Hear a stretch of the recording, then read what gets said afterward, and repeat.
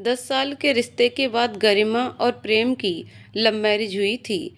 अब अगर रिश्ता 10 साल से था तो जाहिर सी बात है प्यार भी बेसुमारी होगा। दोनों के लिए शादी एक सपने से कम ना थी, पर अब ये सपना सच हो गया था। दोनों बहुत ज्यादा खुश थे। गरिमा शादी करके ससुराल आ गई। अब एक नए सफर की शुरुआत थी और इस सफर में प्रेम उसका पूरा पूरा साथ दे रहा था। आज गरिमा की इकलौती ननद आ रही थी। वो बहुत खुश थी। ससुराल में उसके सास ससुर पति के अलावा एक ननद थी जिसकी शादी हो गई थी। प्रेम, जानू पता है ना, आज अंजलि आ रहे हैं। मैं उन्हें लेने जा रहा हूँ स्टेशन। आपको कुछ मंगवाना है तो बता दो, मैं आते समय ले आऊँगा। गरिमा, नहीं जी, मैंने पहले ही सारी तैयारी कर ली है। आप अब जाओ जल्दी, उनकी गाड़ी पहुँच गई होगी। Prem, okay baby, bye. Garima, bye, ध्यान से जाना और धीरे गाड़ी चलाना please. Prem, okay okay baby. Prem चला जाता है। गरिमा अपनी सास के पास जाकर बैठ जाती है। गरिमा की सास विद्या एक शांत स्वभाव की महिला है। वो गरिमा से बहुत प्यार करती है क्योंकि गरिमा ने आते ही सबका दिल जीत लिया था। गरिमा भी उनको अपनी माँ की तरह प्यार करती है। गरिमा, मम्मा आपको पता है, मैं सोच रही थी काश मेरी शादी पहले हुई होती तो मैं भी फिर अंजलि दीदी की शादी देख पाती। कितना मजा आता ना। अपनी इकलौती ननद की शादी में मैं तो अपने सारे शौक पूरे करती। विद्या हंसती है। अच्छा, मुझे प्रेम ने पहले बताया होता तुम्हारे बारे में तो मैं पहले तुम दोनों की शादी करवाती, फिर अंजलि की। गरिमा ये सुनकर मुस्कुराने लगती है। विद्या को अपनी बहू की यही आदत बहुत अच्छी लगती है कि वो हमेशा मुस्कुराती रहती है। गरिमा ने अपनी सास से पूछकर अंजलि की पसंद का खाना पहले ही बनाकर रख दिया था। अब वो बेसब्री से दोनों के आने का वेट कर रही थी। उसकी शादी को 3 महीने हो गए थे। 3 महीने में पहली बार अंजलि आ रही थी, इसलिए वो ज्यादा ही खुश थी और विद्या को उसकी ये खुशी उसके चेहरे से ही दिखाई दे रही थी। दूसरी तरफ प्रेम और अंजलि घर आ रहे हैं। बातें करते करते अंजलि, और फिर भाई ये बताओ, भाभी आपका अच्छे से ध्यान रखती तो है ना? प्रेम हंसते हुए, बहुत अच्छे से। बोलती बहुत है, पर अब उसकी बातें सुनने की आदत ही पड़ गई है। उसके बिना रौनक भी नहीं लगती घर में। अंजलि, मम्मी भी यही बोल रहे थे कि गरिमा 2 दिन मायके चली जाए तो मुझे रौनक नहीं लगती। प्रेम, और क्या, तेरी शादी के बाद तो मम्मी अकेले ही हो गए थे। मैंने भी ऑफिस से शाम को आना होता घर, वो पूरा दिन बोर होते रहते थे। पर अब नहीं, उनकी बहू उन्हें होने नहीं देती बोर। इतना बोलकर दोनों हंसने लगते हैं और घर पहुंच जाते हैं। कार की आवाज सुनकर गरिमा भागकर बाहर आती है। पीछे पीछे विद्या भी। गरिमा सबसे पहले अंजलि के पांव छूती है। अंजलि, अरे अरे भाभी, आप क्या कर रहे हो? मैं आपकी हमउम्र ही तो हूँ और रिश्ते में आपसे 1 साल छोटी हूँ क्योंकि भाई मुझसे 1 साल बड़े हैं। गरिमा हंसते हुए, वो सब मुझे नहीं पता दी। मेरे मायके में भी तो मेरी बड़ी भाभियां सभी ननद के पांव छूती हैं, चाहे वो बड़ी हो या छोटी। इतना बोलकर वो अंजलि के गले लग जाती है। फिर अंजलि अपनी माँ के भी गले लगती है। फिर सब अंदर चले जाते हैं। विद्या, बेटा तुम्हारे ससुराल वाले कैसे हैं सब? और दामाद जी ठीक है ना? खुश तो है ना बेटा तू? अंजलि हड़बड़ाकर, जी हाँ माँ, सब बहुत अच्छे हैं। ये भी बहुत अच्छे हैं। हाँ, थोड़ा टाइम लगा मुझे वहाँ एडजस्ट करने में क्योंकि वहाँ का माहौल यहाँ से बहुत अलग है। गरिमा, क्या मतलब दी? अंजलि, अरे कुछ नहीं भाभी, अभी तो मुझे आपसे बहुत सारी बातें करनी हैं। गरिमा, ठीक है दी, आप जल्दी से फ्रेश हो जाओ, तब तक मैं खाना लगाती हूँ। रात को खाना खाने के बाद सब साथ में बैठे हैं। अब तक प्रेम के पापा भी आ गए होते हैं। वो भी अपनी लाडली बेटी के आने से बहुत खुश हैं। सब हंसी खुशी बातें कर रहे हैं। पर गरिमा ने नोटिस किया कि अंजलि कहीं खोई खोई सी है, पर उसने सबके सामने पूछना सही नहीं समझा। 12 बजने वाले हैं। अब सब उठकर अपने अपने कमरे में चले गए हैं। बेडरूम में पहुंचकर प्रेम ने देखा कि गरिमा अपने आप में ही खोई हुई है। प्रेम खांसते हुए, ओहो मिसेज प्रेम अग्रवाल, कहाँ खोए हो? गरिमा, कहीं नहीं जी, मैं ये सोच रही थी कि आजकल आप बड़ा सज धज कर ऑफिस जाते हो, चक्कर क्या है? प्रेम, ओह गॉड, मतलब आपको मेरे चक्कर के बारे में सब पता चल गया? गरिमा गुस्से में, क्या? प्रेम, यार सॉरी, मैंने आपको बताना था, एक लड़की है जिससे मुझे प्यार हो गया है, इतना ज़्यादा प्यार कि अब मैं क्या बताऊं। गरिमा, जो कि ये सब सुनकर प्रेम के बहुत पास आ गई है, उसे पिलो उठाकर मारती है। देखो सोना, मुझे ना ये आपका ऐसा मजाक बिल्कुल पसंद नहीं। अगर मुझे गुस्सा आ गया ना तो प्रेम तो क्या। गरिमा, तो मैं आपसे बात नहीं करूंगी। प्रेम हंसते हुए, पता था मुझे बेबी आप यही बोलोगे। प्रेम उसे प्यार से अपनी तरफ खींचता है। दोनों एक दूसरे की आंखों में देख रहे हैं। कुछ पल के लिए दोनों खो जाते हैं, पर जल्दी ही गरिमा उसे पीछे करती है। गरिमा, बस कीजिए, सो जाइए, अब फिर सुबह उठना नहीं होता आपने। प्रेम, तो कौन कमबख्त जल्दी उठना चाहता है जान।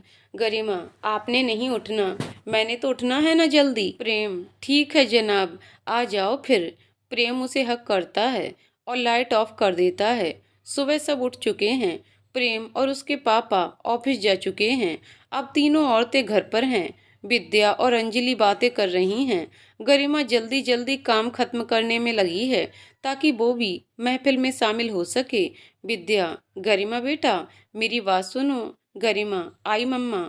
विद्या, मैं आज तेरी बर्मा आंटी के घर जा रही हूँ। उनकी बहू के घर बेटी हुई है, उसे देख आती हूँ, शगुन भी दे आती हूँ। मेरे आने तक तुम दोनों घर में रहना, ये ना हो बाहर बाजार घूमने चली जाओ। गरिमा, डोंट वरी मम्मा, आप जाओ, हम कहीं नहीं जाते। वैसे भी मुझे तो अभी दीदी से बहुत सारी बातें करनी हैं। विद्या, ठीक है, मैं जा रही हूँ फिर। विद्या चली जाती है। गरिमा अंजलि को अपने रूम में ले जाती है। वो बहुत खुश है कि उसे अंजलि से बहुत सी बातें करने को मिलेंगी। गरिमा, दीदी एक बात बताओ ना, आप इतना कम क्यों बोलते हो। अंजलि हंसते हुए, भाभी किसने कहा आपको मैं कम बोलती हूँ। गरिमा, मुझे ऐसे लगा दीदी। अंजलि, ऐसी कोई बात नहीं भाभी, आप तो मुझे ये बात बताइए जरा, भाई और आपकी लव स्टोरी कैसे शुरू हुई थी। गरिमा शर्माते हुए, दीवो, ये कॉलेज में मेरे सीनियर थे ना, मुझे तो इनसे पहली नज़र में ही प्यार हो गया था। इनको ही लेट हुआ, ये तो देखते भी नहीं थे पहले मेरी तरफ। हंसती है अंजलि, अच्छा जी, इतने सुंदर हो आप आखिर, भाई कब तक ना देखते। गरिमा, अच्छा दी, बेशक मैं ठीक ठाक हूँ दिखने में, पर आपसे ज्यादा नहीं। एक बात बोलूं दी, आप और भी ज्यादा सुंदर लगोगे अगर आप अपने चेहरे पर हमेशा प्यारी सी स्माइल रखोगे, जो मुझे कल से कहीं दिखाई नहीं दे रही। अंजलि और उदास हो जाती है, नहीं ऐसी कोई बात नहीं। गरिमा, अच्छा अच्छा, समझ गई, आपको जीजा जी की याद आ रही है ना। अंजलि एकदम से, नहीं नहीं भाभी। गरिमा, फिर।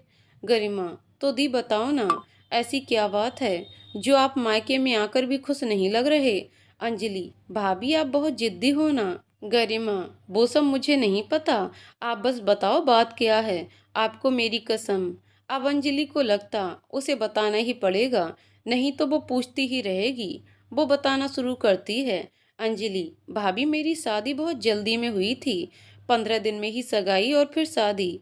सगाई और शादी के बीच में 15 दिनों में मेरी रोहित से बस 4 ही बार बात हुई होगी। मुझे लगा था शायद वो ज़्यादा काम में बिजी होते हैं, इसलिए फ़ोन नहीं करते। इधर घर में सब बहुत खुश थे क्योंकि उनके अनुसार मेरी शादी एक बहुत ही अच्छे और बड़े खानदान में हो रही थी। गरिमा, फिर। अंजलि, फिर शादी भी हो गई। मुझे रोहित का व्यवहार बड़ा अजीब लगता था। मैं चाहती थी मेरे पति भी मुझे बहुत प्यार करें, मेरी हर विश पूरी करें, पर उनका प्यार रात को बिस्तर तक का ही था। सुबह मुझसे बात तक भी नहीं करते, जैसे मैं कोई अजनबी हूँ। मुझे लगा कहीं ऐसा तो नहीं कि रोहित की जिंदगी में कोई और लड़की है जिसकी वजह से वो ऐसा करते हैं। मैंने बड़ी कोशिश की पता करने की, पर ऐसा कुछ भी नहीं था। उनकी तो किसी लड़की से दोस्ती भी नहीं थी। गरिमा, फिर आपने क्या किया। आपको उनसे बात करनी चाहिए थी, आखिर पति हैं वो आपके। अंजलि, मैंने तो यही मान लिया था, शायद उनका स्वभाव ही ऐसा है, पर जब धीरे धीरे पूरी फैमिली का ही रवैया ऐसा होने लगा, फिर मैं घबरा गई। मेरी सासू माँ, वो बिना मतलब के बोलते रहते थे। घर में कोई आ जाता तो उनको अच्छा नहीं लगता। मेरी जेठानी का मुझसे बात करना उन्हें अच्छा नहीं लगता। मेरे जेठ की शादी को 7 साल हो गए हैं, पर अभी तक उनके घर कोई औलाद नहीं है। इस वजह से भी सास पूरा पूरा दिन जेठानी से लड़ती थी। गरिमा, दी इतना कुछ हो रहा था वहाँ, आपने मम्मा को बताया क्यों नहीं? न ही प्रेम को बताया कुछ? अंजलि, क्या बताती भाभी? मेरी शादी के 3 महीने बाद ही मुझे पता लगा कि मैं माँ बनने वाली हूँ, जबकि मैं इतनी जल्दी बेबी नहीं चाहती थी। फिर भी मुझे लगा शायद ये बच्चा घर का माहौल ठीक कर दे, रोहित के मन में मेरे लिए प्यार पैदा कर दे। बोलते बोलते उसकी आंखों में आंसू आ जाते हैं। गरिमा, दी, नहीं प्लीज रोना नहीं, आगे बताइए क्या हुआ? वो बच्चा। अंजलि, जब मैंने रोहित को बताया, उसने बड़ा नॉर्मल सा रिएक्ट किया। पता नहीं वो खुश थे या नहीं। उसने बोला माँ को बताया। मैंने कहा नहीं, पहले सोचा आपको बता दूं। उसने बोला कि माँ को बता दे। गरिमा, फिर? अंजलि, मैंने अपनी सासू माँ को बताया तो वो खुश हुए, उन्होंने सबका मुंह मीठा करवाया। मैं भी बहुत खुश थी कि अब शायद सब ठीक होगा। पर मेरी जेठानी, वो शायद खुश नहीं थी, या शायद मुझे ऐसा लगा। मुझे हर वक्त ऐसा लगता था वो मुझे कुछ बताना चाहती हैं। वो हमेशा डरी सहमी सी रहती, बोलते बोलते चुप हो जाती। गरिमा, क्या हुआ दी? फिर क्या हुआ, बताओ ना। अंजलि, फिर उन्होंने मेरा अबॉर्शन करवा दिया। गरिमा, क्या? क्या मतलब दी, क्यों? अंजलि, क्योंकि हमारे घर एक नन्ही सी प्यारी सी परी आने वाली थी और उनको बेटा चाहिए था, बेटा। गरिमा, और जीजा जी, उन्होंने कुछ नहीं कहा? अंजलि, उनको भी तो बेटा चाहिए था। गरिमा, छी, कितने पढ़े लिखे लोग होने के बावजूद इतनी घटिया सोच। दी, आप चुप कैसे रह सकते हो? आपने कुछ नहीं किया। आपको आपको पुलिस के पास जाना चाहिए था। आप ऐसे कैसे चुप रह सकते हो? अंजलि, गरिमा का हाथ पकड़कर, भाभी, कोशिश की मैंने उनके खिलाफ जाने की, कोई फायदा नहीं हुआ। सब मिले हुए, किसी ने रिपोर्ट नहीं लिखी। हाँ, किसी ने रोहित को फोन जरूर कर दिया कि वो जबरदस्ती मुझे घर ले आए। उनको पता चल गया था। मैं चुप रहने वाली नहीं हूँ। वो मेरी कमजोर नस ढूंढ रहे थे जिससे वो मेरा मुंह बंद करवा सकें। आखिर उन्हें वो कमजोर नस मिल ही गई। अंजलि, मुझे हमेशा से लगता था कि मेरी जेठानी मुझसे कुछ कहना चाहती हैं। वो हमेशा दबी दबी सी चुप चुप रहती है। आखिर एक दिन मुझे मौका मिल ही गया उनसे खुलकर पूछने का। अंजलि खड़ी हो जाती है, जैसे उसे कुछ बीता हुआ याद आ गया हो, और उसकी आंखें भर आती हैं। गरिमा, दी बताइए ना, आपने पूछा अपनी जेठानी से, वो क्या कहना चाहती थी आपसे? अंजलि, हम कैसे बताऊं मैं आपको भाभी? मैं कैसे पापी लोगों के बीच में रहती हूँ। उस दिन दीदी ने बताया मुझे कि मेरे ससुराल वालों ने उनका भी 3 बार अबॉर्शन करवाया था। 3 बार अजन्मी बच्चियों को मारा उन पापियों ने। मेरे पैरों तले से जमीन खिसक गई है सुन के। गरिमा ये बात सुनकर सुन्न हो जाती है। उसे विश्वास नहीं होता। जो खबरें वो हमेशा से टीवी में देखती, अखबारों में पढ़ती आई है, वो सब हकीकत में उसी की ननद के घर में हो रही हैं। गरिमा, दीदी वहाँ इतना कुछ हो रहा और आप ये जानकर भी चुप क्यों हो दीदी? अंजलि, क्योंकि उन लोगों को मेरी दुखती नस मिल गई है। मेरी जेठानी फिर से माँ बनने वाली है और मेरी सास मुझे धमकी देती है कि अगर मैंने किसी को कुछ बताया तो वो इस बच्चे को भी मार देंगी, और अगर मैंने अपना मुंह बंद रखा तो वो इस बच्चे को दुनिया में आने देंगी। मेरी जेठानी हर दिन मुझसे यही रिक्वेस्ट करती है कि मैं उन लोगों के खिलाफ ना जाऊं। बस इसलिए चुप हूं भाभी। एक बार उस बच्चे का जन्म हो जाए, फिर बस इनके खिलाफ सबूत इकट्ठे करके पुलिस के पास जाऊंगी। गरिमा, अच्छा तो क्या गारंटी है दी कि वो बच्चे के जन्म के बाद उसे नुकसान नहीं पहुंचाएंगे? अंजलि, नहीं पहुंचाएंगे भाभी। वो इज्जत की चादर ओढ़ने वाले लोग हैं। आस पड़ोस रिश्तेदारों की नज़र में वो एक इज्जतदार खानदानी परिवार है, दिखावे के लिए ही सही, पर वो बच्चे के जन्म के बाद उसे नुकसान नहीं पहुंचाएंगे। गरिमा, पर दी, उन लोगों को सबक सिखाने के लिए कुछ तो करना ही पड़ेगा। अंजलि, हम भाभी, आप बहुत नसीब वाले हो जो आपको अपना हमसफर खुद चुनने का मौका मिला, और एक मैं बदनसीब हूँ जिसके हमसफर को शायद इस शब्द का अर्थ भी नहीं पता। गरिमा, दी, आप बिल्कुल टेंशन ना लो, मैं आज ही प्रेम को सब बताती हूँ। अंजलि, नहीं भाभी, आपको मेरी कसम, आप किसी से कुछ नहीं कहोगे। मैं अब रिस्क नहीं ले सकती, मुझे कुछ समय ऐसे ही चुप रहना पड़ेगा, इनकी हाँ में हाँ मिलाकर। गरिमा, ठीक है दी, पर आप मुझसे प्रॉमिस करो, आज के बाद आप मुझसे कुछ नहीं छिपाएंगी।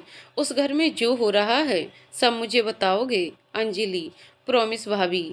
इतनी देर में विद्या आ चुकी होती है और आज प्रेम भी जल्दी घर आ जाता है। अब सब खाने की तैयारी कर रहे हैं। डाइनिंग टेबल पर प्रेम, विद्या और अंजलि बैठे हैं और गरिमा खाना परोस रही है। विद्या, गरिमा आप बैठ, तू भी खा ले। गरिमा, हाँ मम्मा, बस बैठने लगी। आप बताओ, आंटी जी की पोती कैसी है? अपनी मम्मा पर गई है कि पापा पर? आंटी की बहू तो बहुत सुंदर है। अगर अपनी मम्मा पर गई होगी तो बहुत सुंदर होगी। विद्या कुछ बोलने लगती है, इससे पहले प्रेम बोल पड़ता है। प्रेम, क्या मतलब? आपका मम्मा पे गई होगी तो सुंदर होगी, उसके पापा भी तो स्मार्ट हैं, पापा पे गई होगी। गरिमा, जी नहीं, लड़कियां माँ पे जाएं तो अच्छी लगती हैं और लड़के पापा पे, है ना मम्मा? प्रेम, ऐसे ही कुछ भी बोलते हो आप, पता होता नहीं कुछ आपको। अंजलि उन दोनों को देखकर खुश हो रही है। उसे लगता है कि पति पत्नी में ऐसा प्यारा रिश्ता हो तो जिंदगी कितनी आसान हो जाए, पर ये सब शायद उसके नसीब में नहीं है। विद्या, तो सुन लो तुम दोनों, मुझे पोता प्रेम जैसा और पोती गरिमा जैसी चाहिए, और तुम दोनों इस बारे में सोचो। ऐसे बच्चों की तरह लड़ते हो। इस बार गरिमा शर्मा गई और चुपचाप खाना खाने लगी। उसने देखा प्रेम भी आंखें नीची करके चुपचाप खाना खा रहा है और चोरी चोरी नजरों से उसे देख भी रहा है। ये देखकर गरिमा को भी हंसी आ जाती है। प्रेम, अंजलि, वैसे हमारे जीजा जी कब आ रहे हैं? अब तक बस एक ही बार आए हैं वो हमारे घर। अंजलि, हाँ, वो काम की वजह से उनको टाइम नहीं मिलता इसलिए, पर आएंगे इस बार वो। गरिमा और अंजलि एक दूसरे की तरफ देखती हैं, जैसे दोनों एक दूसरे को हिम्मत दे रही हों। खाना खाकर अंजलि अपने रूम में जाती है। दरवाजा बंद करके वो रोहित को फोन करती है। बेल जाती है पर वो फोन नहीं उठाता। दूसरी बार करने पर फोन काट देता है। वो एक बार फिर कोशिश करती है। इस बार फोन उठा लेता है वो। Anjali, hello hello Rohit. रोहित, बोलो। अंजलि, तुमसे बात करनी है जरूरी। रोहित, अभी बिजी हूँ, बाद में करना, बाय। अंजलि, हेलो हेलो, पर मेरी बात तो सुनो। फोन कट हो चुका है। वो बेड पर बैठ जाती है। उसकी आंखों से अपने आप आंसू निकलते हैं, पर कुछ सोचकर वो चुप हो जाती है। रात हो चुकी है। अंजलि को नींद नहीं आ रही। वो बार बार फोन की तरफ देख रही है, शायद इस उम्मीद से कि उसका फोन आएगा। आखिर वो एक बार फिर फोन करती है। इस बार एक ही बैल में वो फोन उठा लेता है। रोहित, हेलो। अंजलि, अब फ्री हो? रोहित, बोलो, क्या बात करनी थी? अंजलि, मुझे लेने कब आ रहे हो? रोहित, तुझे किसने बोला कि मैं तुझे लेने आऊँगा? जैसे गई थी खुद वैसे ही आ जाना। 10 साल की बच्ची तो नहीं हो तुम जो रास्ता भूल जाओगी। अंजलि, लेने तो मुझे आप ही आओगे। भाई पूछ रहे थे मुझे कि आप यहाँ क्यों नहीं आते। अब क्या चाहते हो आप कि आप लोगों की सारी करतूतें बता दूं उनको? रोहित, बकवास बंद कर, परसों रविवार को आ जाऊंगा, तैयार रहना। इतना बोलकर वो फोन काट देता है। अंजलि अपने ही ख्यालों में खोई खोई सो जाती है। सुबह प्रेम ऑफिस चला जाता है। अंजलि और गरिमा गरिमा के रूम में बैठे हैं। अंजलि गरिमा को बताती है कि कल रोहित उसे लेने आ रहा है। गरिमा का दिल तो कर रहा था कि कल ही उसकी सच्चाई सबके सामने ला दे, पर अंजलि की वजह से वो चुप थी। गरिमा के मन में रोहित को सबक सिखाने का आइडिया आता है। वो अंजलि को बोलती है कि कल वो रोहित के सामने ऐसी बातें करेगी कि वो पछताएगा कि उसने क्यों ऐसा घटिया काम किया। गरिमा की हमेशा से यही सोच रही है कि जो लोग औरतों की इज्जत नहीं करते उन्हें दूसरों से भी इज्जत पाने का कोई हक नहीं है। हालांकि वो अंजलि को बताती नहीं है कि उसके दिमाग में चल क्या रहा है। वो रोहित को इस हद तक डराना चाहती है कि उसे सपने में भी अपने कर्मों पर पछतावा हो। अगले दिन रविवार है। अंजलि अपनी माँ को बताती है कि रोहित उसे आज लेने आने वाला है।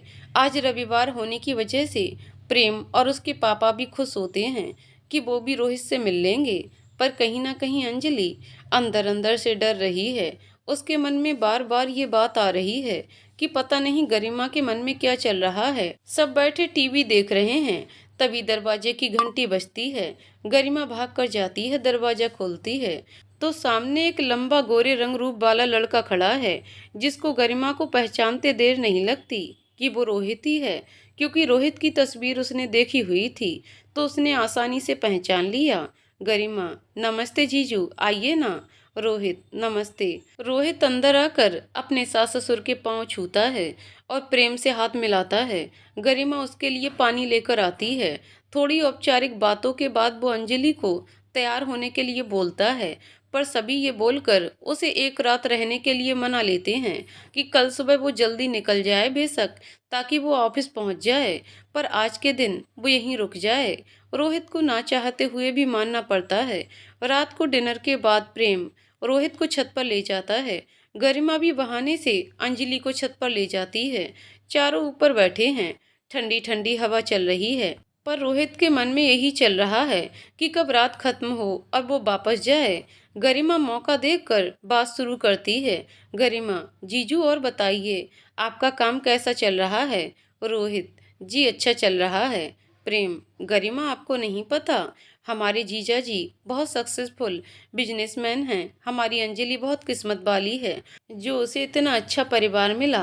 क्यों अंजलि? अंजलि रोहित की तरफ देखती हुई, जी भाई सही कहा आपने, मैं बहुत किस्मत वाली हूँ जो ऐसा ससुराल मिला मुझे। सबकी किस्मत ऐसी नहीं होती। इस बार रोहित अंजलि की तरफ देखता है जो उसे ही देख रही है। गरिमा, सही कहा प्रेम आपने। प्रेम के पास आकर बैठ जाती है। और मैं भी तो बहुत लकी हूँ जो मुझे ऐसा प्यारा ससुराल मिला। प्रेम हंसते हुए, हाँ हाँ आप तो कुछ ज्यादा ही लकी हो, हा हा हा। गरिमा, हम पर आज के टाइम में जैसी जैसी घटनाएं होती हैं समाज में, सुनकर रूह कांप जाती है कि ऐसे घटिया लोग भी हैं दुनिया में जिन्होंने इंसानियत को भी शर्मसार कर दिया है। अंजलि की तरफ देखते हुए, पता है दी, मेरे भैया जो पुलिस ऑफिसर हैं ना, वो बता रहे थे कि कल उन्होंने एक बहुत बड़ा केस सॉल्व किया है। अंजलि, कैसा केस भाभी? गरिमा, भ्रूण हत्या का केस। रोहित जो पहले उनकी बातों पर ज्यादा ध्यान नहीं दे रहा था, भ्रूण हत्या शब्द सुनकर ही सुन्न हो गया, जैसे उसकी चोरी पकड़ी गई हो। गरिमा, एक पढ़ी लिखी फैमिली थी जो अपनी बहुओं का अबॉर्शन करवा देते थे क्योंकि होने वाला बच्चा एक लड़की थी। उन्होंने 4 बार ऐसा किया था और बहुओं को मेंटली और फिजिकली टॉर्चर भी करते थे। प्रेम, सच में क्या कमाल है दुनिया भी। आज 21वीं शताब्दी में भी हमारे देश में ऐसी सोच रखने वालों की कमी नहीं है। दुनिया कहाँ से कहाँ पहुँच गई और ऐसे लोग अभी तक लड़का लड़की में फर्क को मानते हैं। गरिमा, हम पर कहते हैं ना, स्वर्ग नरक धरती पर ही है। भैया बता रहे थे कि पुलिस को किसी तरह से पता चल गया उनकी ऐसी हरकतों का। पुलिस ने कार्यवाही की तो उस डॉक्टर का भी पता चल गया। उसका क्लिनिक तो सील हुआ ही। पुलिस पूरे परिवार को पकड़ कर ले गई है। इतना 3rd डिग्री टॉर्चर किया है पुलिस ने उनको, इतना मारा कि अब इस जन्म में तो क्या, किसी जन्म में ऐसा पाप नहीं करेंगे। अंजलि, भाभी क्या सच में पुलिस इतना मारती है मुजरिमों को? गरिमा, हाँ दी, मुझे ये सब इसलिए पता है क्योंकि भैया हमें बताते रहते हैं, और सही भी तो है। ऐसे लोगों के साथ ऐसा ही होना चाहिए। भैया बता रहे थे कि उनको कम से कम 10 साल की सजा तो होगी ही, और अब तो कानून इतने सख्त हैं कि जमानत भी नहीं मिलती इतनी आसानी से ऐसे केसों में। रोहित, जो बड़े ध्यान से गरिमा की बातें सुन रहा था, एकदम से, क्या 10 साल? गरिमा, हाँ जीजू, क्योंकि उन पर पुलिस ने और भी कई केस डाले हैं। अब आएगी अक्ल ठिकाने उनकी जरा। अंजलि, बुरे काम करने वाले चाहे जितना मर्जी दुनिया की नज़र में अच्छा बन जाएं, पर एक बार जब पुलिस की नज़र पड़ जाती है उन पर, तो फिर कानून से उन्हें कोई नहीं बचा सकता। उसकी नज़रें रोहित पर हैं, जिसको इतनी ठंड में भी अब पसीना आ रहा है। प्रेम, सही बात है। कभी कभी तो मेरा इतना खून खौलता है कि ऐसे अपराधी मेरे सामने आए तो निचोड़ के रख दूं। रोहित, रात बहुत हो गई है, मेरे ख्याल से अब हमें सोना चाहिए, सुबह जल्दी निकलना है हमें। प्रेम, चलो ठीक है, चलते हैं फिर नीचे। रोहित और प्रेम नीचे चले जाते हैं। गरिमा अंजलि की तरफ देखकर मुस्कुराती है। अंजलि के पूछने पर वो बताती है कि ऐसे किसी केस की बात तो की ही नहीं भैया ने, ये सब उसकी बनाई कहानी है। रोहित को ये एहसास दिलवाने के लिए कि जो काम उन लोगों ने किया है उसका क्या अंजाम हो सकता है। अंजलि को एक पल के लिए लगता है कि लोग तो ऐसे ही ननद भाभी के रिश्ते को बदनाम करते हैं, और एक उसकी भाभी है जो उसकी इतनी फिक्र करती है। वो गरिमा के गले लगती है और उसे थैंक यू बोलती है तो गरिमा उसे बताती है कि ये तो उसने चिंगारी लगाई है, अब यहीं धीरे धीरे आग बनेगी। रोहित नीचे रूम में आकर लेट जाता है। थोड़ी देर बाद अंजलि भी आ जाती है। रोहित को अब भी पसीना आ रहा है। वो कभी इधर कभी उधर करवटें बदल रहा है। अंजलि जानती है कि उसके मन में क्या चल रहा है। अंजलि, क्या बात है, इतनी ठंड में भी आपको पसीना क्यों आ रहा है? रोहित, तुमसे मतलब, मुझे क्या हो रहा है क्या नहीं, चुपचाप सो जाओ, सुबह जल्दी निकलना है। अंजलि, आपको कभी प्यार से बात करना नहीं आता क्या? जब देखो मुंह से आग ही उगलते रहते हो। रोहित, तुम्हें नहीं लगता यहाँ आकर कुछ ज्यादा ही जुबान चलने लगी है तुम्हारी? अंजलि, जुबान तो मैंने खोली नहीं अभी वरना। Rohit, just shut up. Anjali दूसरी साइड करवट लेकर सो जाती है। पर रोहित की नींद अब हराम हो चुकी है। वो बहुत कोशिश कर रहा है सोने की, पर नींद उसकी आंखों से कोसों दूर है। सुबह सबसे पहले रोहित ही उठता है, या यूं कहिए कि वो सारी रात सो ही नहीं पाया था। वो अंजलि को भी उठाता है और उनके तैयार होने तक सब उठ जाते हैं। वो दोनों जल्दी ही निकल जाते हैं घर से। पर जाने से पहले अंजलि जितना अपनी माँ के गले लगकर रोती है, उससे ज्यादा गरिमा के। इतने दिनों में वो अपनी भाभी से इतनी ज्यादा घुल मिल गई थी, जैसे वो दोनों पक्की सहेलियां हो। गरिमा को भी बहुत रोना आ रहा था। उसने अंजलि से वादा लिया है कि अगर बहाव से थोड़ी भी तकलीफ हुई तो पहले वो उसे बताएगी उसी समय। रोहित और अंजलि के जाने के बाद अब गरिमा का किसी भी काम में मन नहीं लग रहा। प्रेम भी आज चुपचाप ही ऑफिस चला गया। विद्या भी अंजलि के जाने के बाद से ही चुपचाप बैठी है। सच कहते हैं लोग, बेटियां घर की रौनक होती हैं। शादी से पहले वो माँ बाप की जान होती हैं, पर शादी के बाद माँ बाप अपने कलेजे का टुकड़ा निकाल कर दूसरों को सौंप देते हैं, इस आस में कि उस परिवार में भी उसे उतना ही प्यार मिलेगा। अगर बेटी को उसका हमसफर अच्छा मिल जाए, फिर तो माँ बाप की चिंता खत्म हो जाती है। पर जब हमसफर ही जिंदगी के सफर में साथ ना दे, तो बेटी कहाँ जाए? इस सवाल का जवाब आज तक नहीं मिल पाया। इधर रोहित अंजलि को घर जाने को कहकर खुद सीधे ऑफिस चला जाता है। वो सीधे अपने केबिन में जाता है और फाइलें उलट पुलट करता है। पर आज उसका दिल काम में नहीं लग रहा। ऑफिस में भी उसके दिमाग में कल की वही बातें दौड़ रही हैं। भ्रूण हत्या, पुलिस, अबॉर्शन, 10 साल की सजा और भी बहुत कुछ। वो एक झटके से कुर्सी से उठ खड़ा हुआ। तभी दरवाजे पर किसी की दस्तक हुई। मे आई कम इन सर? ये ऑफिस के चपरासी रामलाल की आवाज थी। रोहित, कम इन। रामलाल, सर ये मिठाई आपके लिए, बाकी पूरे स्टाफ के लिए। मैं एक अलग डिब्बा लाया था, ये डिब्बा आपके लिए। रोहित बर्फी का एक पीस उठाकर मुंह में डालता है। रोहित, वो तो ठीक है, पर ये मिठाई आज किस खुशी में? रामलाल शर्माते हुए, सर वो मैं पापा बन गया हूँ ना, इसलिए। कल ही मेरी पत्नी ने बेटी को जन्म दिया।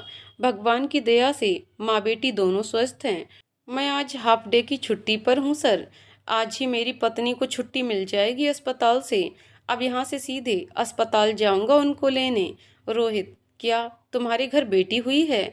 फिर भी तुम मिठाई बांट रहे हो? रामलाल, क्या मतलब सर, मैं समझा नहीं।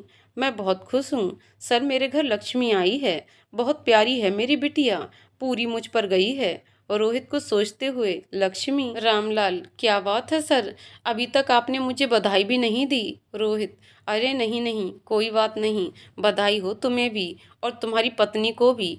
तुम आज क्यों आए ऑफिस? तुम्हें अस्पताल होना चाहिए, अपनी वाइफ के पास, वो अकेली होगी। रामलाल, नहीं सर, फिक्र की कोई बात नहीं है, और वो अकेली नहीं है, मेरी माँ है ना वहाँ उसके पास। मुझे पता है वो अपनी बहू और पोती को अच्छे से संभाल लेगी। रोहित, तुम्हारी माँ अस्पताल है, अपनी अपनी पोती के पास? वैसे तुम्हारी माँ ज्यादा खुश होती अगर वो एक पोते की दादी बनती। रामलाल, अरे सर, माँ बहुत खुश हैं। उन्होंने ही तो मुझे बोला कि मैं ऑफिस और अपने मोहल्ले में सब जगह मिठाई बांटूं, और आपके लिए अलग से मिठाई का डिब्बा लेने के लिए भी माँ ने ही बोला। रोहित, अच्छा अच्छा ठीक है। रामलाल, सर मैं अपनी बेटी को बहुत ज़्यादा पढ़ाऊंगा। अब मैं और ज़्यादा मेहनत करूंगा, किसी चीज़ की कमी नहीं आने दूंगा अपनी बच्ची को। रोहित, हम, अच्छी बात है, तुम जाओ अभी अपनी अपनी बच्ची और बीबी का ध्यान रखो। रामलाल, जी सर धन्यवाद। रोहित, रुको रुको एक मिनट, वो अपने पर्स से कुछ पैसे निकालकर रामलाल की तरफ करता है। ये लो मेरी तरफ से, अपनी बेटी के लिए कुछ ले जाना। रामलाल, पर सर। रोहित, पर कुछ नहीं, शर्माओ मत, ले लो। रामलाल पैसे लेकर चला जाता है। रोहित टेबल पर पड़े बर्फी के डब्बे को देख रहा है, फिर एक और पीस उठाकर मुंह में डालता है। उसे आज ऐसा लग रहा है जैसे किसी ने जोरदार तमाचा उसके मुंह पर मारा हो, जिससे वो सुन्न हो गया है। उसे बार बार रामलाल की ये बात अपने कानों में सुनाई दे रही है। मेरे घर लक्ष्मी आई है, मेरी बेटी पूरी मुझ पर गई है। अब मैं बहुत मेहनत करूंगा, अपनी बेटी को बहुत पढ़ाऊंगा। उसे चैन नहीं आ रहा, उसका दिल कर रहा है कि वो भी रामलाल के पीछे जाए, वो भी देखे क्या सच में उसकी बेटी रामलाल की तरह दिखती है। उसका मन कर रहा है कि वो भी उस लक्ष्मी को देखे। वो तेज कदमों से केबिन से बाहर जाता है और नीचे जाता है। सब हैरान हैं कि आज सर इतनी जल्दी कैसे चले गए, जबकि अक्सर वो कभी ऐसे जाते नहीं हैं। नीचे पार्किंग में पहुंचकर वो इधर उधर नजरें घुमा रहा है। अचानक से उसे रामलाल दिखाई देता है। वो उसे जोर से आवाज लगाता है। रामलाल, जो गेट से बाहर निकल रहा था, रोहित की एक आवाज से ही रुक गया।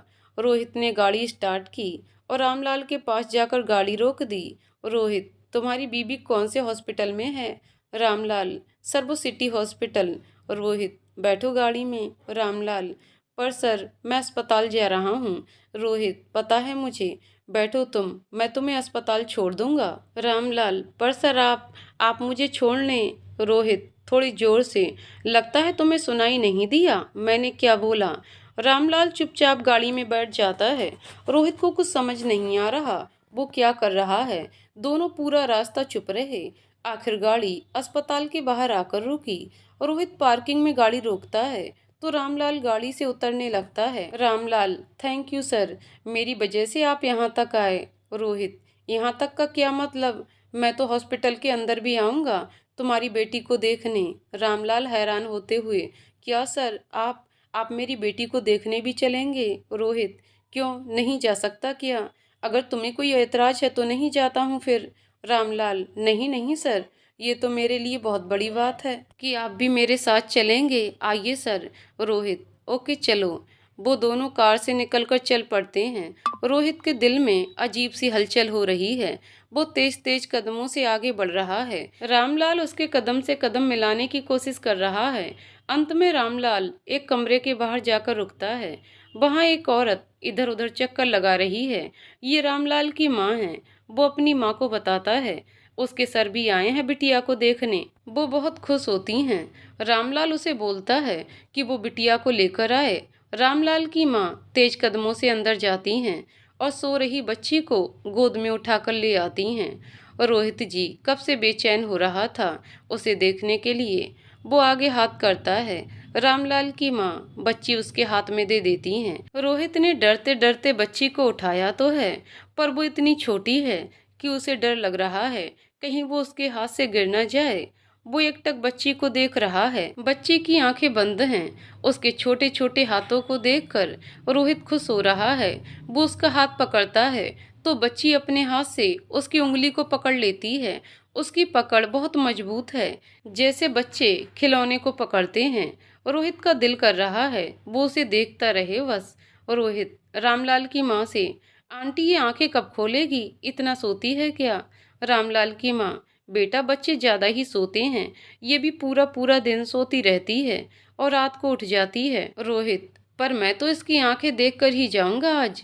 रामलाल, पर आपका ऐसा रूप मैं पहली बार देख रहा हूँ, मुझे आज पता चला आप बच्चों से कितना प्यार करते हो। रोहित बच्ची से खेलते हुए, मुझे भी। रामलाल, क्या मतलब सर?